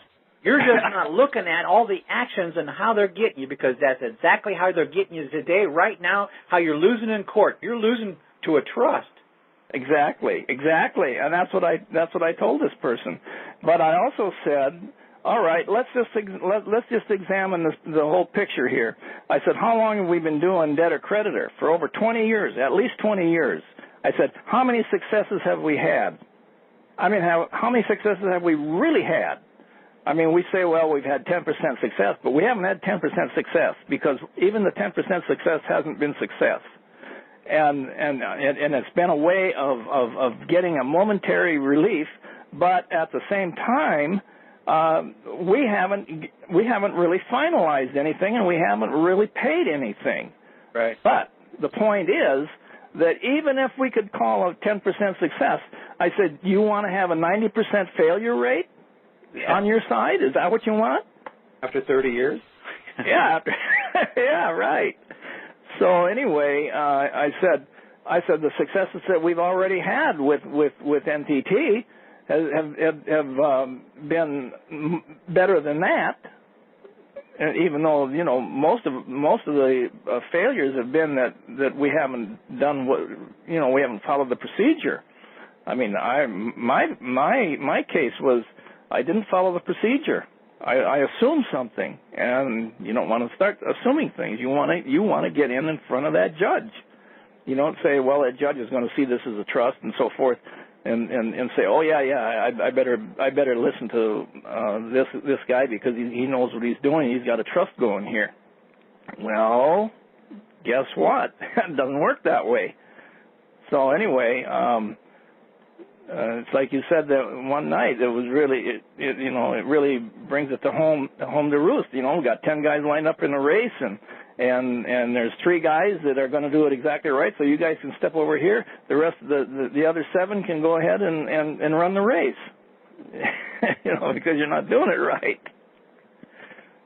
So anyway, that's pretty much the way it is. Well, anyway, I just I wanted to bring out that. A couple of points there, and I can see now why it's in the reading how the trustee has to adhere to the rules, basically. Yeah, he's bound by the rules, so we best know the rules. Exactly. Okay, well, I'll let somebody else on now. Okay, Floyd, thank you. Okay, thanks, Kristen. Good question, sir. Folks, if you got a question, hit star 8 on your phone. Question.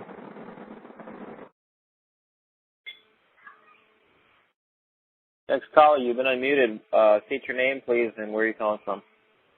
Greetings, Christian. This is Curtis from Atlanta, Georgia. Welcome.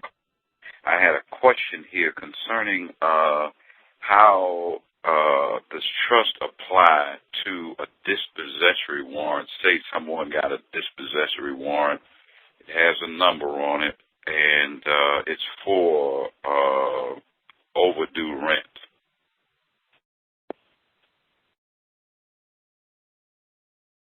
Well, NTT applies just about any circumstance.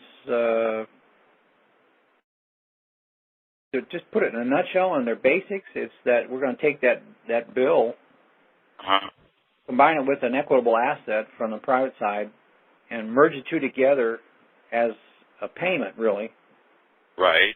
And that's going to extinguish the debt, and we're going to return it back to them, turn it into a trust res special deposit, which is the payment. That would go back to court. Yes. If that's through the court, yeah, they'll probably have to go back in through the court. Yeah, it came through the court as a dispossessory warrant. Someone was telling me about, and I was wondering how that worked. But it does have a number, and it is a presentment. Yeah, it's a presentment for either a debtor-creditor general deposit or a special deposit under trust, and that's your decision. And that's where the age of majority comes in, when you know that this is all about trust, and you can turn around and use the trust instead of the debtor-creditor stuff. Right. Okay. Well, that answered my question. Thank you very much. That's it in a nutshell. But you need more details to really make it to apply it. And if you're not too familiar with it, the thing to do would be just go back on the where we started on the NTT process, and its debut was on 11/7 of 2009. Right. If you could go back to that audio and start there, and work forward into 2010 up to present. Okay, well, that's what I'm in the process of doing now. Yeah. Yeah. Well, last night I said it was about 3,000 hours worth of audios. I was mistaken. I was off on my calculation there last night. It was kind of late. It's about 300 hours of audio is what we have. So. Okay. All right. Well, thank you very much. That utilizes the Moving Titles platform, where we're going to create evidence records of what we did that are going to be. In fact, we talked about this kind of like last night on last night's show, where the evidence records we're creating are the rebuttal to their debtor-creditor contracts and stuff in it. And when we revoke those, we get rid of that evidence on the debtor-creditor side, and now we create evidence of a trust through the Moving Titles platform with these UCC1s and kind of recordings. Now you've got a greater weight of evidence on your side, on the private side, that it's all about a trust, and then when we prove trust, then that overcomes the debtor-creditor contracts. And what it is the lesser, the debtor-creditor contracts are swallowed up by the higher security, which is the trust on the private side, and it extinguishes the debt. So if you could get a hold of maybe yesterday's recording, we talked about that. Okay. All right. Well, I will do that. I'll let somebody else come on. Thank you very much.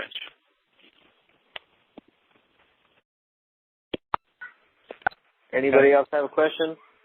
If you don't know where to get Christian? audios, you can just do a Google search for my name, Christian Walters, in parenthesis, and follow it by NTT, and what pops up will be a for-share site, and one of the first three. Click on that, and that's where all the audios are. Does that include Wednesday night calls, Christian? Pardon? Does that include the Wednesday night calls as well? I think the Wednesday night's a separate link. If you would Skype Faith to Trust, that's FAITH and the number 2 and Trust, then she can give you the direct links. All right, we got another caller with a question. You've been unmuted. Go ahead and state your name. Hey, good evening, Chris. It's Jeff from California. How are you? Hi, Jeff. Good. Okay, so they've been good fiduciaries, and they've invested wisely, and they're not stealing, but we're abandoning, correct? Yes, it's our fault. We've abandoned the trust. Right, so they're basically acquiring because we've abandoned. Yes. So just to get this a little bit of understanding, I went and looked at a bunch of the 1099s, and obviously there's tons of them there. The A is for acquiring and abandonment. And then there's also one, 1099C, which is for forgiveness of debt, which I thought had an interesting sound to it. And then also there's another one that seemed two other ones seem sort of relevant besides the OID, is the 1099INT, which is an interest, which seems, this one has been updated because the 2010 forms are out now. And there's a space for CUSIP numbers on that one. So I thought that was kind of interesting. And then the last one I saw was the 1099G, which is a government form. Mm-hmm. So it's kind of a lot of different forms for expressing, or, I would imagine the 1099A is probably the number one. We're not against acquisition or abandonment. Right, either one, exactly. There's your special or your general right there. Right. So that would maybe be the one you would want to use. I thought the interest one was kind of interesting too, the INT, off the private side, if you're expressing it that way. Yeah, but if it's of a value, a specific value, that's not private side. Right. So you can't really, because we're on the private side, it's just digits, really. equitable asset is an unvalued or valueless or an unlimited value Right. thing. So really, you would not. I'm trying to. I think like 1099A is probably you're acquiring. Well, I guess my confusion comes in. Yes, they've been good fiduciaries, but I think the judges are used to being able to acquire the abandoned. Yes, right, but that's due to our faults. Yeah. Okay. Do they have to wait 3 years? Sorry. Now, I agree. I think some of them are not doing things right, but basically most of them are. And there may be some hesitancy of them doing what we want them to do, but we make the rules. And they're not used to doing what the rules are. Well, I think they're used to people just being debtors, and they're just used to people, I think they've gotten comfortable, really comfortable with their positions, and they don't really look at themselves as, they do look at themselves as public servants, but I think in a general sense. But on an individual basis, they are kind of still in a position of power and overlord type. They are the gatekeepers. Authority, yes. They are the gatekeepers. They're the blurry-eyed watchers. Yes. They do not see clearly. They see, just like the legal definition, or legal, Black's Law, legal fiction definition. Yeah. They're the blurry-eyed watchers. They're the gatekeepers. So do they wait 3 years to acquire, say, in a case? Isn't it like a 3-year rule for it to be considered abandoned before they acquire? Well, let's put it this way. If it was not your intent to abandon anything, then it is, I don't care whatever the length of time is, you can't abandon it. Right. You got to go by, they're going by the records, and they see no records that you claimed it. So therefore it must be abandoned by you. Start putting records together that you claimed it. Yeah. It would be the UC-1s, maybe the IRS forms. First thing to do is to claim it. That when you claim it to be acknowledged your debt, now you got the right to do something with it. And it's not abandoned. That acknowledgement of the debt will stop the prescription from running. Yeah, so that's where you can use your rights. Huh. Especially if you just claim trust. That's where that 1099-C kind of caught my attention. So that's like forgiveness of the debt form, essentially. I don't know if you're familiar with the 1099-C, but that's so that's forgiveness of the debt right there, that form. Yes, but to a fiction, there is no forgiveness. Right. Oh. Forgiveness only for a real man. Oh, got it. So you really, I guess I'm kind of trying to pry you for Even under God's realm of justice, someone had to pay the debt. Of course. Somebody had to pay the liability on it. Well, I would assume the public is always paying the debt in some form. They're incurring the debt and paying the debt at the same time. Because if we're the equity and we're the ones where all the money we are promised to pay is the source of the equity, then we are essentially paying and creating the debt at the same time. Yes, and that stems from the equitable asset, which we're not looking at that part, and we've forgotten about that part, or we didn't even know it existed. Right, and that's what we're essentially learning how to express, and which goes back to the House Joint Resolution, I guess, in a way. Goes back further than that, but I would assume that's pretty much. That's the public notice that you have that available. Right. That's basically when they finally just said, okay, yeah. Now, when you read that Stat 48-112, you're going to say, okay, depending on your paradigm shift, whatever your mentality is, your philosophy of thinking, you're going to interpret that as either being debt or creditor or equity under trust. One of the two ways. However you've been brainwashed into interpreting is how you're going to interpret that public the relationship. Yeah. Okay. So, Stat 48-112. That's House Joint Resolution 192 or Public Law 7310. Yeah. And what's Stat 48-12? That's another codification of it. 112. Yeah. Stat 48. That's all 1933, and the 112 is the 112th, and that's the date of June June 5th, 1933? Yep. It's the 112th, or whatever it was. Congressional. Yeah. Got it. Oh, okay. So I guess the IRS basically they understand equity, obviously, and they understand, that we are the equity, and equity must he who claims equity must do equity. So if you want to express the trust with the IRS, it would be, I'm just trying to get the understanding of how to express the trust with the IRS and using equity with the IRS to be able Same way you would any other agency, because it's an Administrative Procedures Act judicial review for an in-camera DIB hearing where you're going to present your record under equity. Right. Well, yeah. Okay.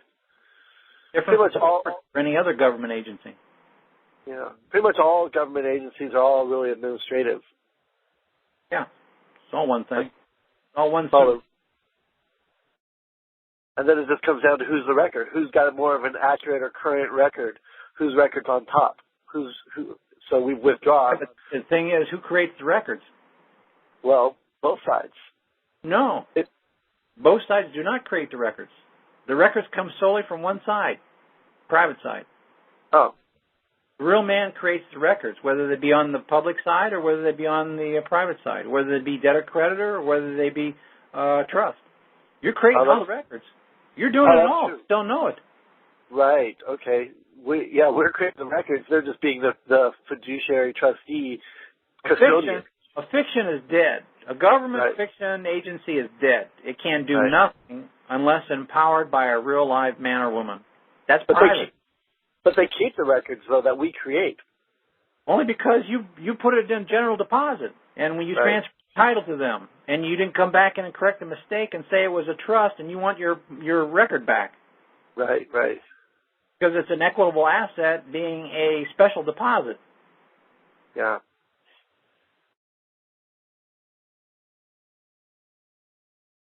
So it all hinges with us.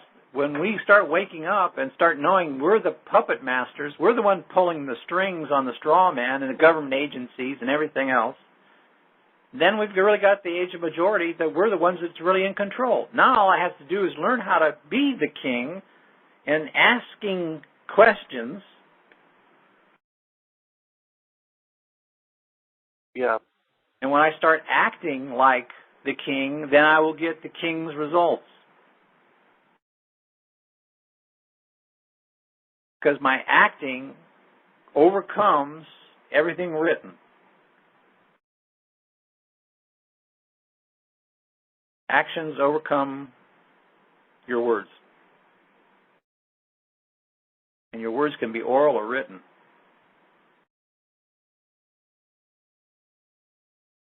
Huh.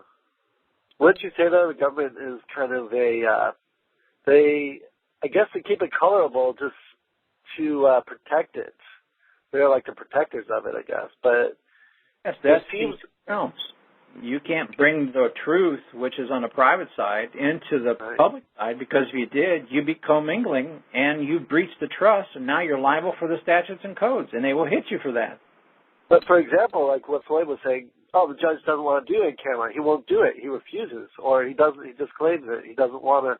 No, I don't believe that. The switches weren't thrown right. Because if you'd had an equitable claim, he would have had to give you a hearing.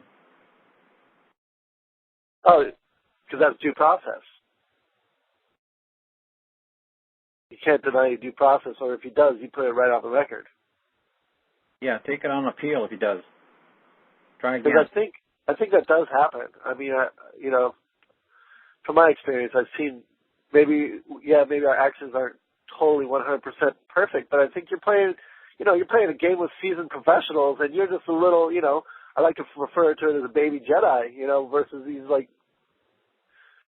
well-trained masters of contracts and laws, and you're just like coming in there and just trying to express the trust, and they're just a lot of times. I know they have to test you, but there has to be a point where they just kind of like, okay, well, this person obviously believes in this. He's coming back over and over with the same thing. I don't know of any shaky tools. I only know of shaky tool holders. Yes. That's true. I get you. It's just it's a little challenging just trying to really, especially doing it in the courtroom. That's really is probably the most challenging. There is a sort of a intimidation factor going on there. Well, it's there's where you stand on the knowledge, because the only thing we have to fear is fear itself. That's true. And what overcomes fear?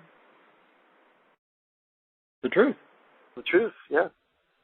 I guess, but you can't really put the truth in the public, and it's really a Alice in Wonderland a little bit. You cannot bring the truth into the public, and you're in that court, and you have to play the color game, and you have to know how to play Alice in Wonderland with those.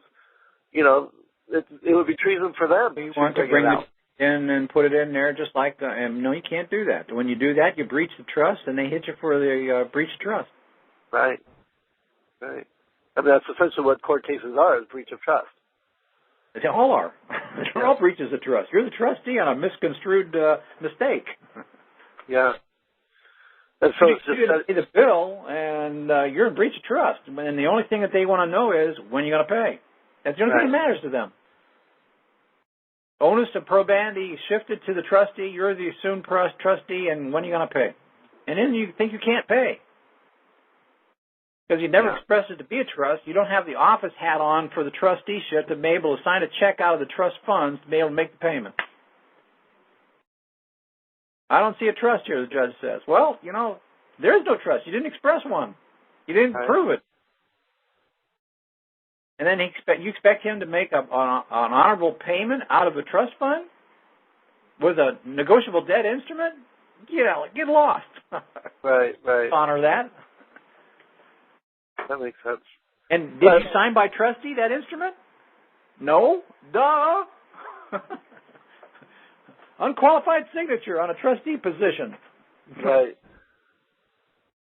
What's the abbreviation for the trustee is TTEE? What would be abbreviation for the grantor? Is that just like GR or? I've never. I don't know how.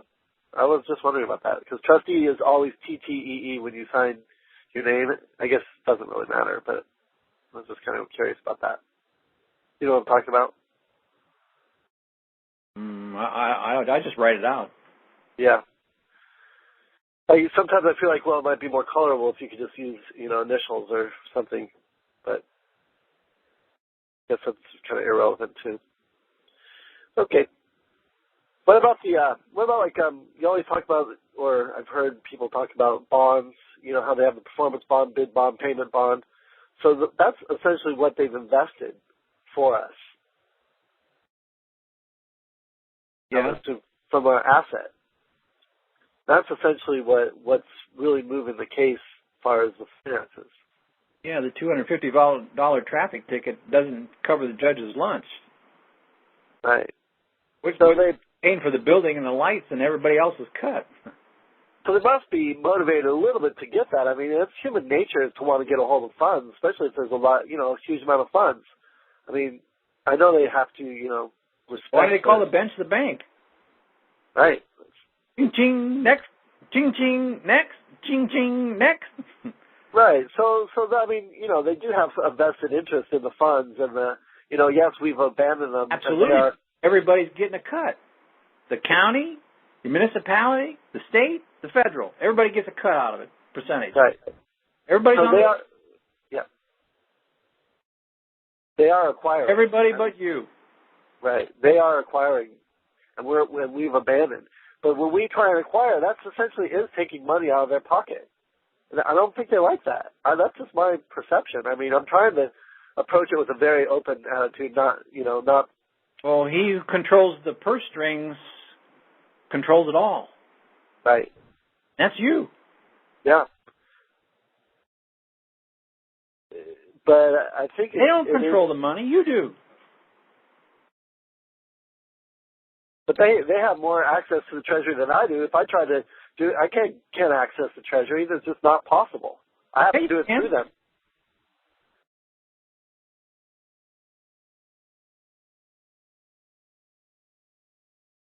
Start thinking outside the box. Yeah, I am. I'm trying. I'm sorry. I'm just trying to. I guess I'm playing devil's advocate right now. I'm just trying to think, through my experiences of. I can't. He's dead and buried. Right. He lived 1,500 years ago or 3,000 years ago. He's gone. You know, Kant. Immanuel Kant is dead. I can't do that. And he's dead. Got it. Where there's a will, there's a way. Right. Yeah, that's true. I totally believe that. So, yeah, I guess it's just still becoming more of the age of majority. So there is really no question. If we have all the authority, and all we need is to know the order and what party to give the order to. Right. And then you kept talking about Sentier yesterday, too. You were talking a lot about that in the call, and that's basically knowledge and understanding of... Yeah, if you really studied how they got the charge and where the charge went, how it was put into the bonds, and what went into the bonds from there, and how they generated the funds, you know, and you understand that, you just unlock the whole thing. Yeah, that's really what I'm trying to understand, how the IRS works with them to do that, or do they even work with them? It's all the I mean, same they must. I don't care what agency you go to. It's all the same thing. Right. I mean, IRS is basically the ultimate trustee fiduciary. They're the ones they're the, you know, the Treasury. They're the ones that are holding the keys to the Treasury. So. No, you're holding the Treasury. Right. They're just, well, they have the legal title, I guess. I have the equitable title. Well, that legal title doesn't mean anything. That's okay. I agree. They got possession. They got liability with that title. You got you got the biggest title. You got the beneficial interest. You're the real owner. Come in and start acting like one. Yeah. Makes sense. I like your point of maybe not appointing the judge as the trustee. Yesterday you also came across that idea, which I think is probably a good idea. That way there is no real controversy. Let the judge appoint a trustee, but don't appoint the judge as a trustee. Right. That way they could judge. Yeah. How are you going to have your judge? I would lose the opportunity for the DIB hearing right then. Huh. That's, I think, a big mistake. I think maybe people should really pay attention to that. Not appointing the judge as trustee anymore. You already got a trustee. It's whoever you gave trust res to in the setup that was the party that gave you the offer. Yeah, it's the district attorney usually in any case, or whoever's bringing the case. Him, or be the bank or the credit card company or whoever. So you already got a trustee. Right, so why appoint the judge a trustee? Let them just judge. Keep them in their judging capacity. Yeah, learn how to manipulate one trustee, then worry about 2 or 3 or 4 others. Right. Okay. Yeah, that makes sense. It's becoming more clear. I think I guess that's the thing about it. There's so much mystery and so much Alice in Wonderland in that courtroom, and really realizing what to focus on. You're right. One trustee, just focus on your, pretty much the party bringing the presentment, bringing the offer. They're the trustees. If I understand how Alice in Wonderland works, I can use that to my advantage. But everybody says, oh, I don't want to operate that way. You got to do it this way. No, it doesn't work that way. You got to do it their way. Right. Follow the rules of procedure. It has to bend to their rules and know their rules. Not they have to bend to your rules. No, it doesn't work that way. But that's the way we want to make it work. And that's why it never works for everybody. Well, I guess we've all been trained to see the judge as the person of authority and the power, the one that has the right to rule or make decisions because of our public policy that we've been trained by. Yes, he does, within the realm of what the rules state. Right. Got it. Just really invoking your private power and keeping it and not traversing. You know? Well, make color be looking like he's in control, but you're the one knowing that you're in control of the whole thing, and he's your puppet. Yeah. But I'm going to say this one last thing. A lot of the judges come from being district attorneys. I would say about 75% of the judges were district attorneys. So a lot of them, I don't know if they play favorites or whatever, but it seems like usually in court cases, especially in the public, obviously, they seem to be on the side of the district attorney 99% of the time. So the district attorney knows procedure and form, and that's what they're looking at in the public. Right. So, but really, I guess they're on both of our sides. If we could go in and be at the age of, majority and actually express it in a proper way and, not traverse publicly too much in the public and stay colorable, then the judge is on our side because they do want to see us do it right. But most of us aren't doing it right, so they can't judge on our side. Very challenging, though. It is challenging because we're doing this. We didn't know we had to be, lawyers. To learn all the procedures. Anyways, no excuses. Just lots of research. Yeah, but then when you start getting that down, then it starts to become a little more funner. Yeah, well, it is fun. It is fun. But I guess the part that's not fun is to keep studying, and then you get in there and you blow it. That part it's kind of frustrating. Well, when you fall off that horse, you got to get back up on it. Oh, yeah, that's for sure. You get more than one chance. That's the good thing about court. The game doesn't end so quickly.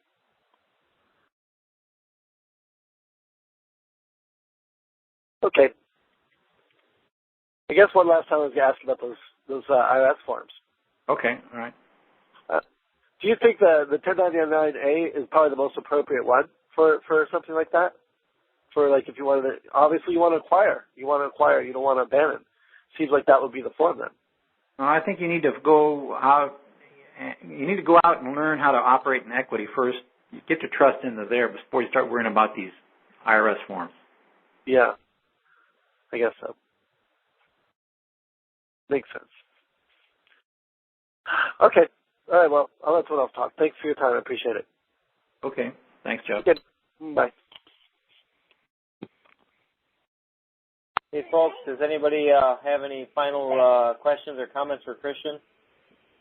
This will be our last call question opportunity for tonight. Star 8 on your phone.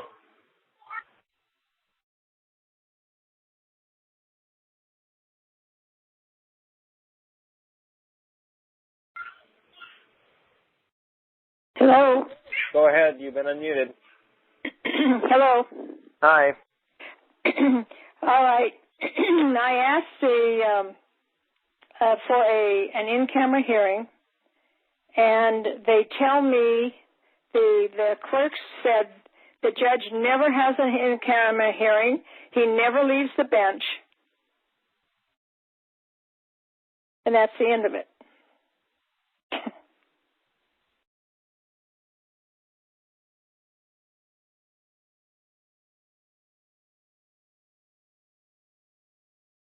He never has an in-camera hearing and he never leaves the bench. Yeah.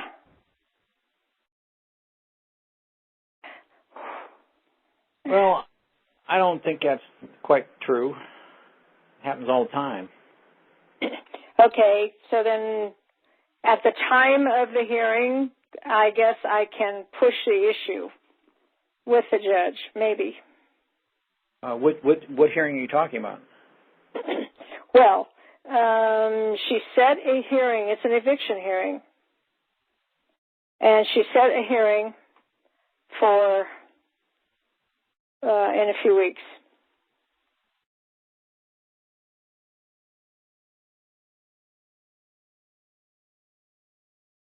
What was in your motion? What was your, you have to tell me a little more about it. I don't know anything about what you have going on. Right. Well, I had a counterclaim in equity. Mandatory injunction in equity. And what did that consist of? Oh, it consisted of maxims and mostly maxims.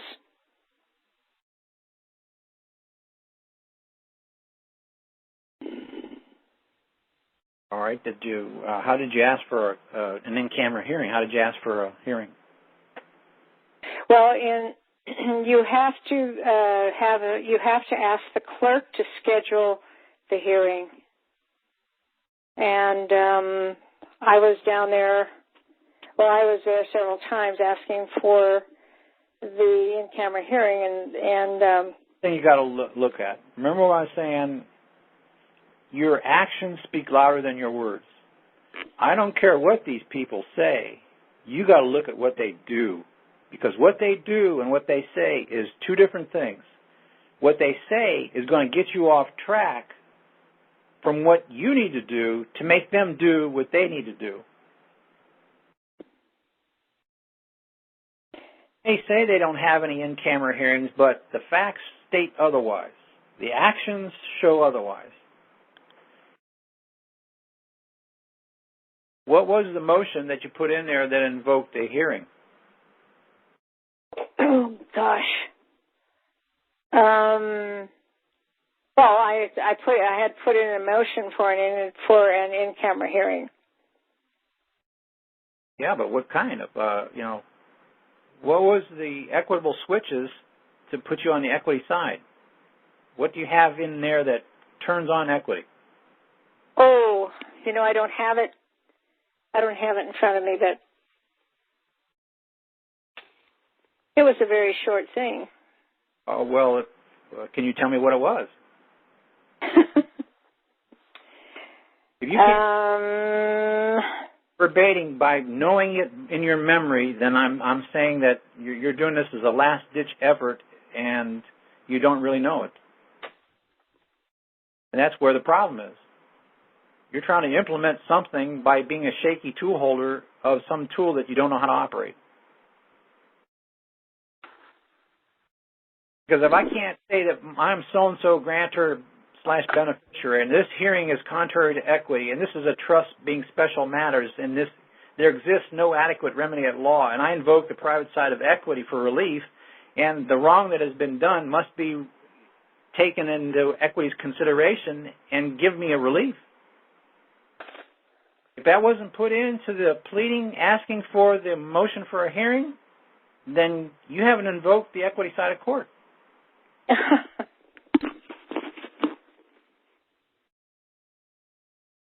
And you're still on the at-law side, and the at-law side will get you.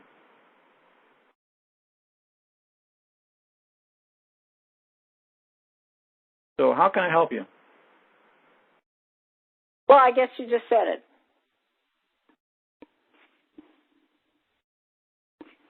How new are you to the NTT process? I'm not that new. But I think it's quite a learning curve. Quite a learning curve. Okay. So I don't think if you didn't have those things in there, I would do an amended notice of a hearing and get those things in there. Because if somebody can walk into court and just say those 5 things, and something that the plaintiff's attorney has never seen in his lifetime of history of being an attorney, that thing goes to a hearing. The fact that you went to a hearing on an unlawful detainer tells me that there was something in there that they had to do, and they had to give you at least a hearing. But you still got an opportunity to get shifted from the outlaw side to the equity side by putting the equity switches in there.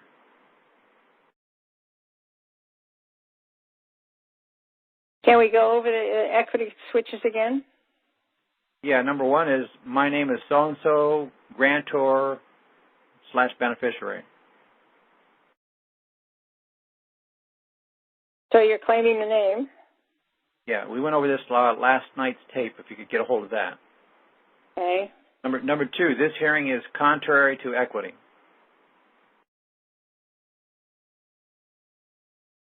Okay.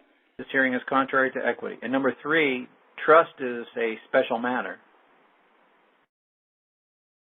Trust is a special matter. Yeah, I think I have that somewhere in my, okay. Okay, 4, then as there exists no adequate remedy at law. That's the biggie. If you don't have that one in there, I'm saying it's deficient. Well, I do have it in there. Okay. And 5, I invoke the private side of equity for relief.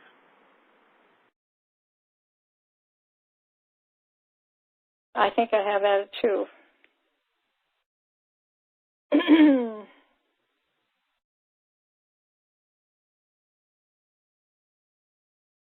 Yeah, I think I have those.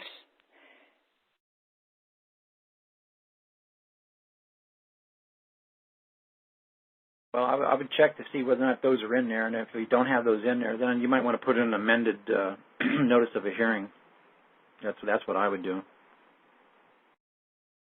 Yeah, I was amazed at that the judge never leaves the bench. Yeah, but that's all smokescreen. That's never pay attention to what these people say. They're all lies. Gosh. We're so accustomed to everybody speaking the truth. No, everything comes out of these fictions' mouth is a lie. You got to look at what they do, and they just gave you a hearing. Well, that's because I went down there and bugged them for it. Well, we don't go down and beg. We order. No. Well, that's what I put in order. But now you need to order it for the equitable side. Okay.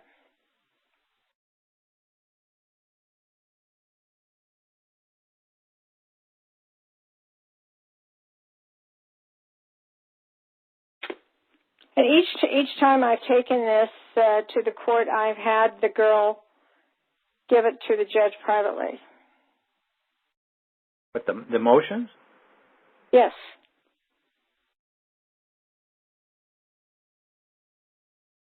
The motions don't go in the private side. The motions go get filed with the clerk. Right. She filed it and then took it to him.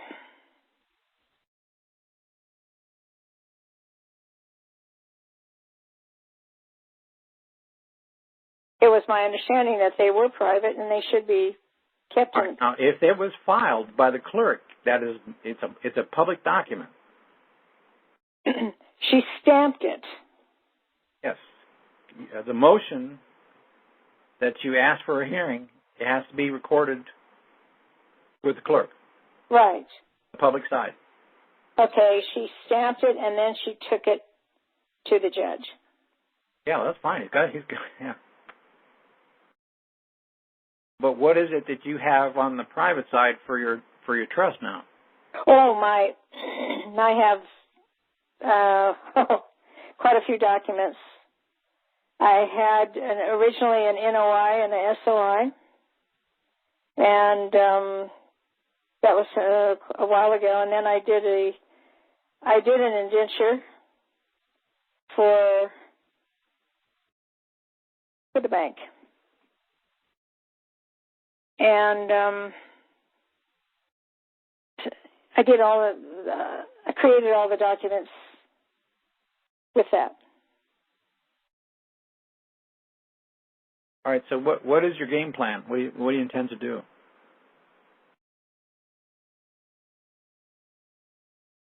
Well, I guess I'm going to look at the paperwork and see if I have all of these.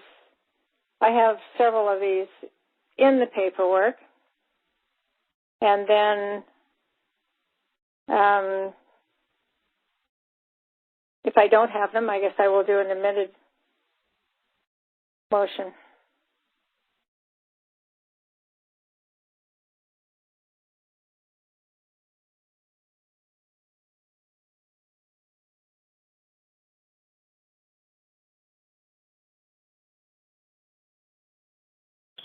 So what is your goal to do?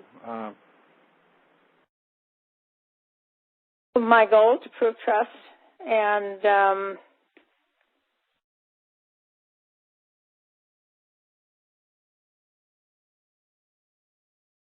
but what is it you intend to prove here at this hearing? What do I intend to prove? What? What is it you intend to prove at this hearing? To prove that this was in trust and they commingled and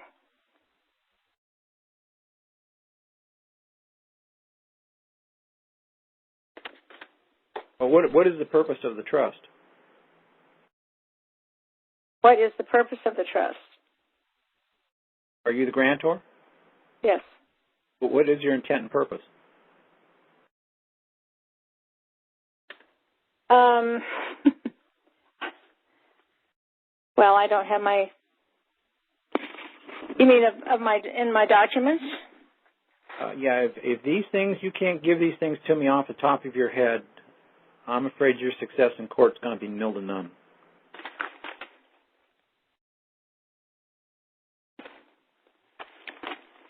Well, it probably It's probably true. You have got to know these things. Click right off the snap of a bat.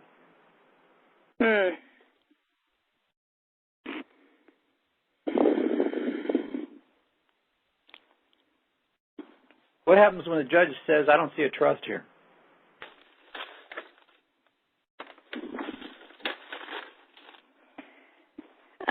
Then I show him the documents.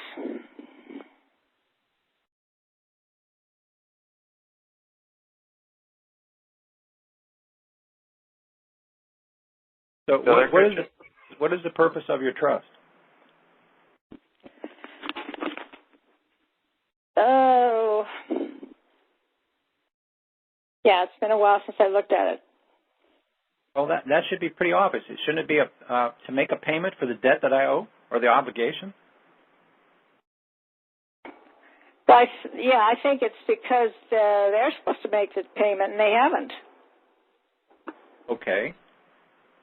Now, can you prove that? How can I prove that? Can you prove that? That they haven't made a payment? Well, sure. Okay.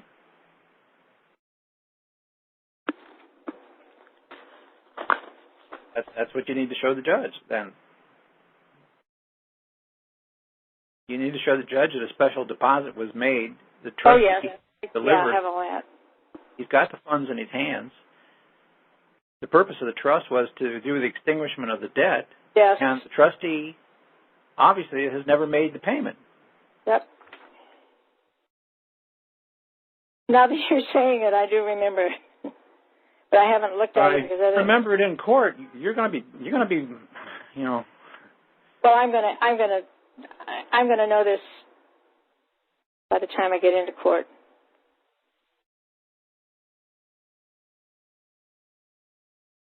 And you're going to have to be able to say the right thing at the right time and make sure that you don't mix public with private. Yeah, that's the issue.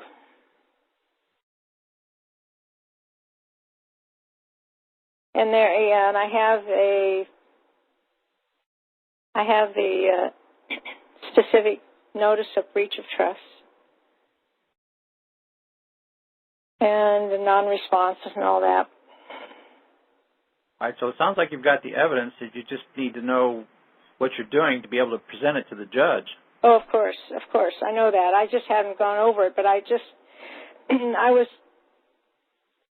floored by her attitude that you can't have that. Oh, yeah, but you obviously got it. Not an in-camera hearing. All right, so you at least got a public side hearing. You need to turn that public side hearing into an in-camera hearing by bringing in enough evidence that shows that you've got confidential information that can't be revealed. Yes. She was. The clerk was trying to go over that, saying, "Well, what do you need that for?" And I said, I have a confidential hearing. Well, this is, you tell her what you need. I did. And she said no. Give it to you anyway. Well, she gave me a hearing, but not the kind that I wanted. She said it would have to be, I have to ask the judge I have to tell the judge when I get there. Yes, right. She's telling you the truth. And, but she said he never leaves the bench. Not in a public hearing, no. But he'll make another hearing some other time, and then he'll meet you out in the hallway or something without the robe on, or in his chambers or someplace, or maybe even in the courtroom with nobody there.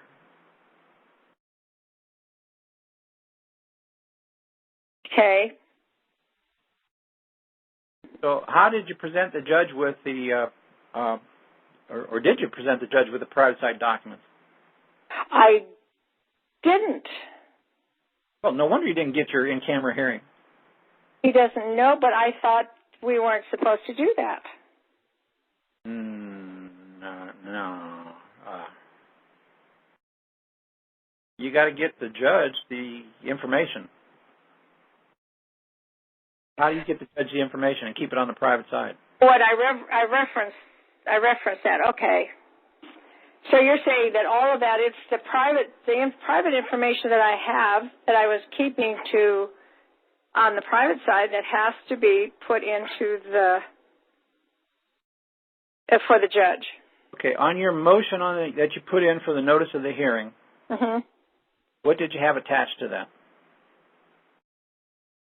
I didn't. Fatal mistake. So you put in an NOI on the public side of the court. Where's your SOIs? No wonder you didn't get a in-camera hearing. You've got notices that you even need one. And therefore you don't need one because all you're coming in and saying, hey, I want a hearing. And there's no reason to give you a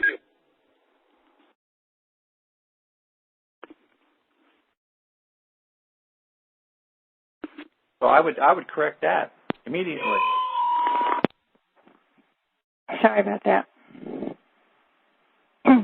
You need your SOIs attached to your NOI that you're putting on the public side. The notice of a hearing.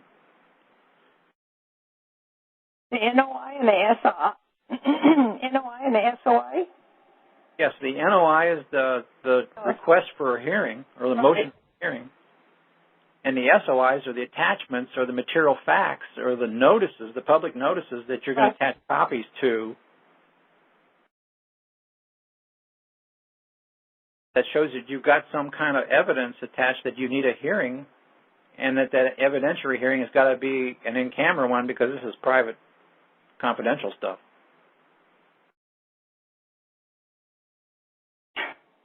I see.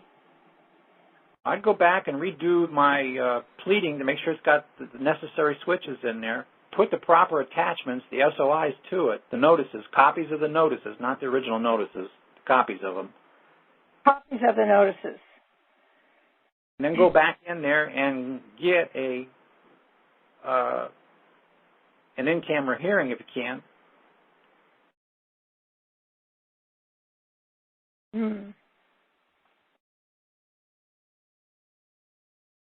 Tricky stuff.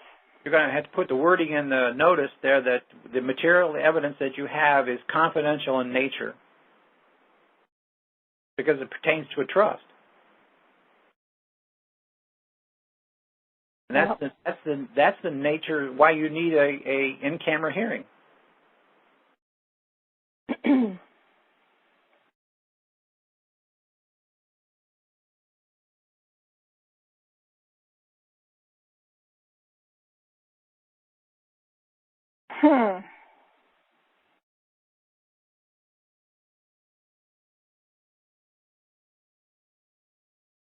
So are you on the NTT, Welcome NTT group on Skype? No, I don't think so. Do you have Skype capability?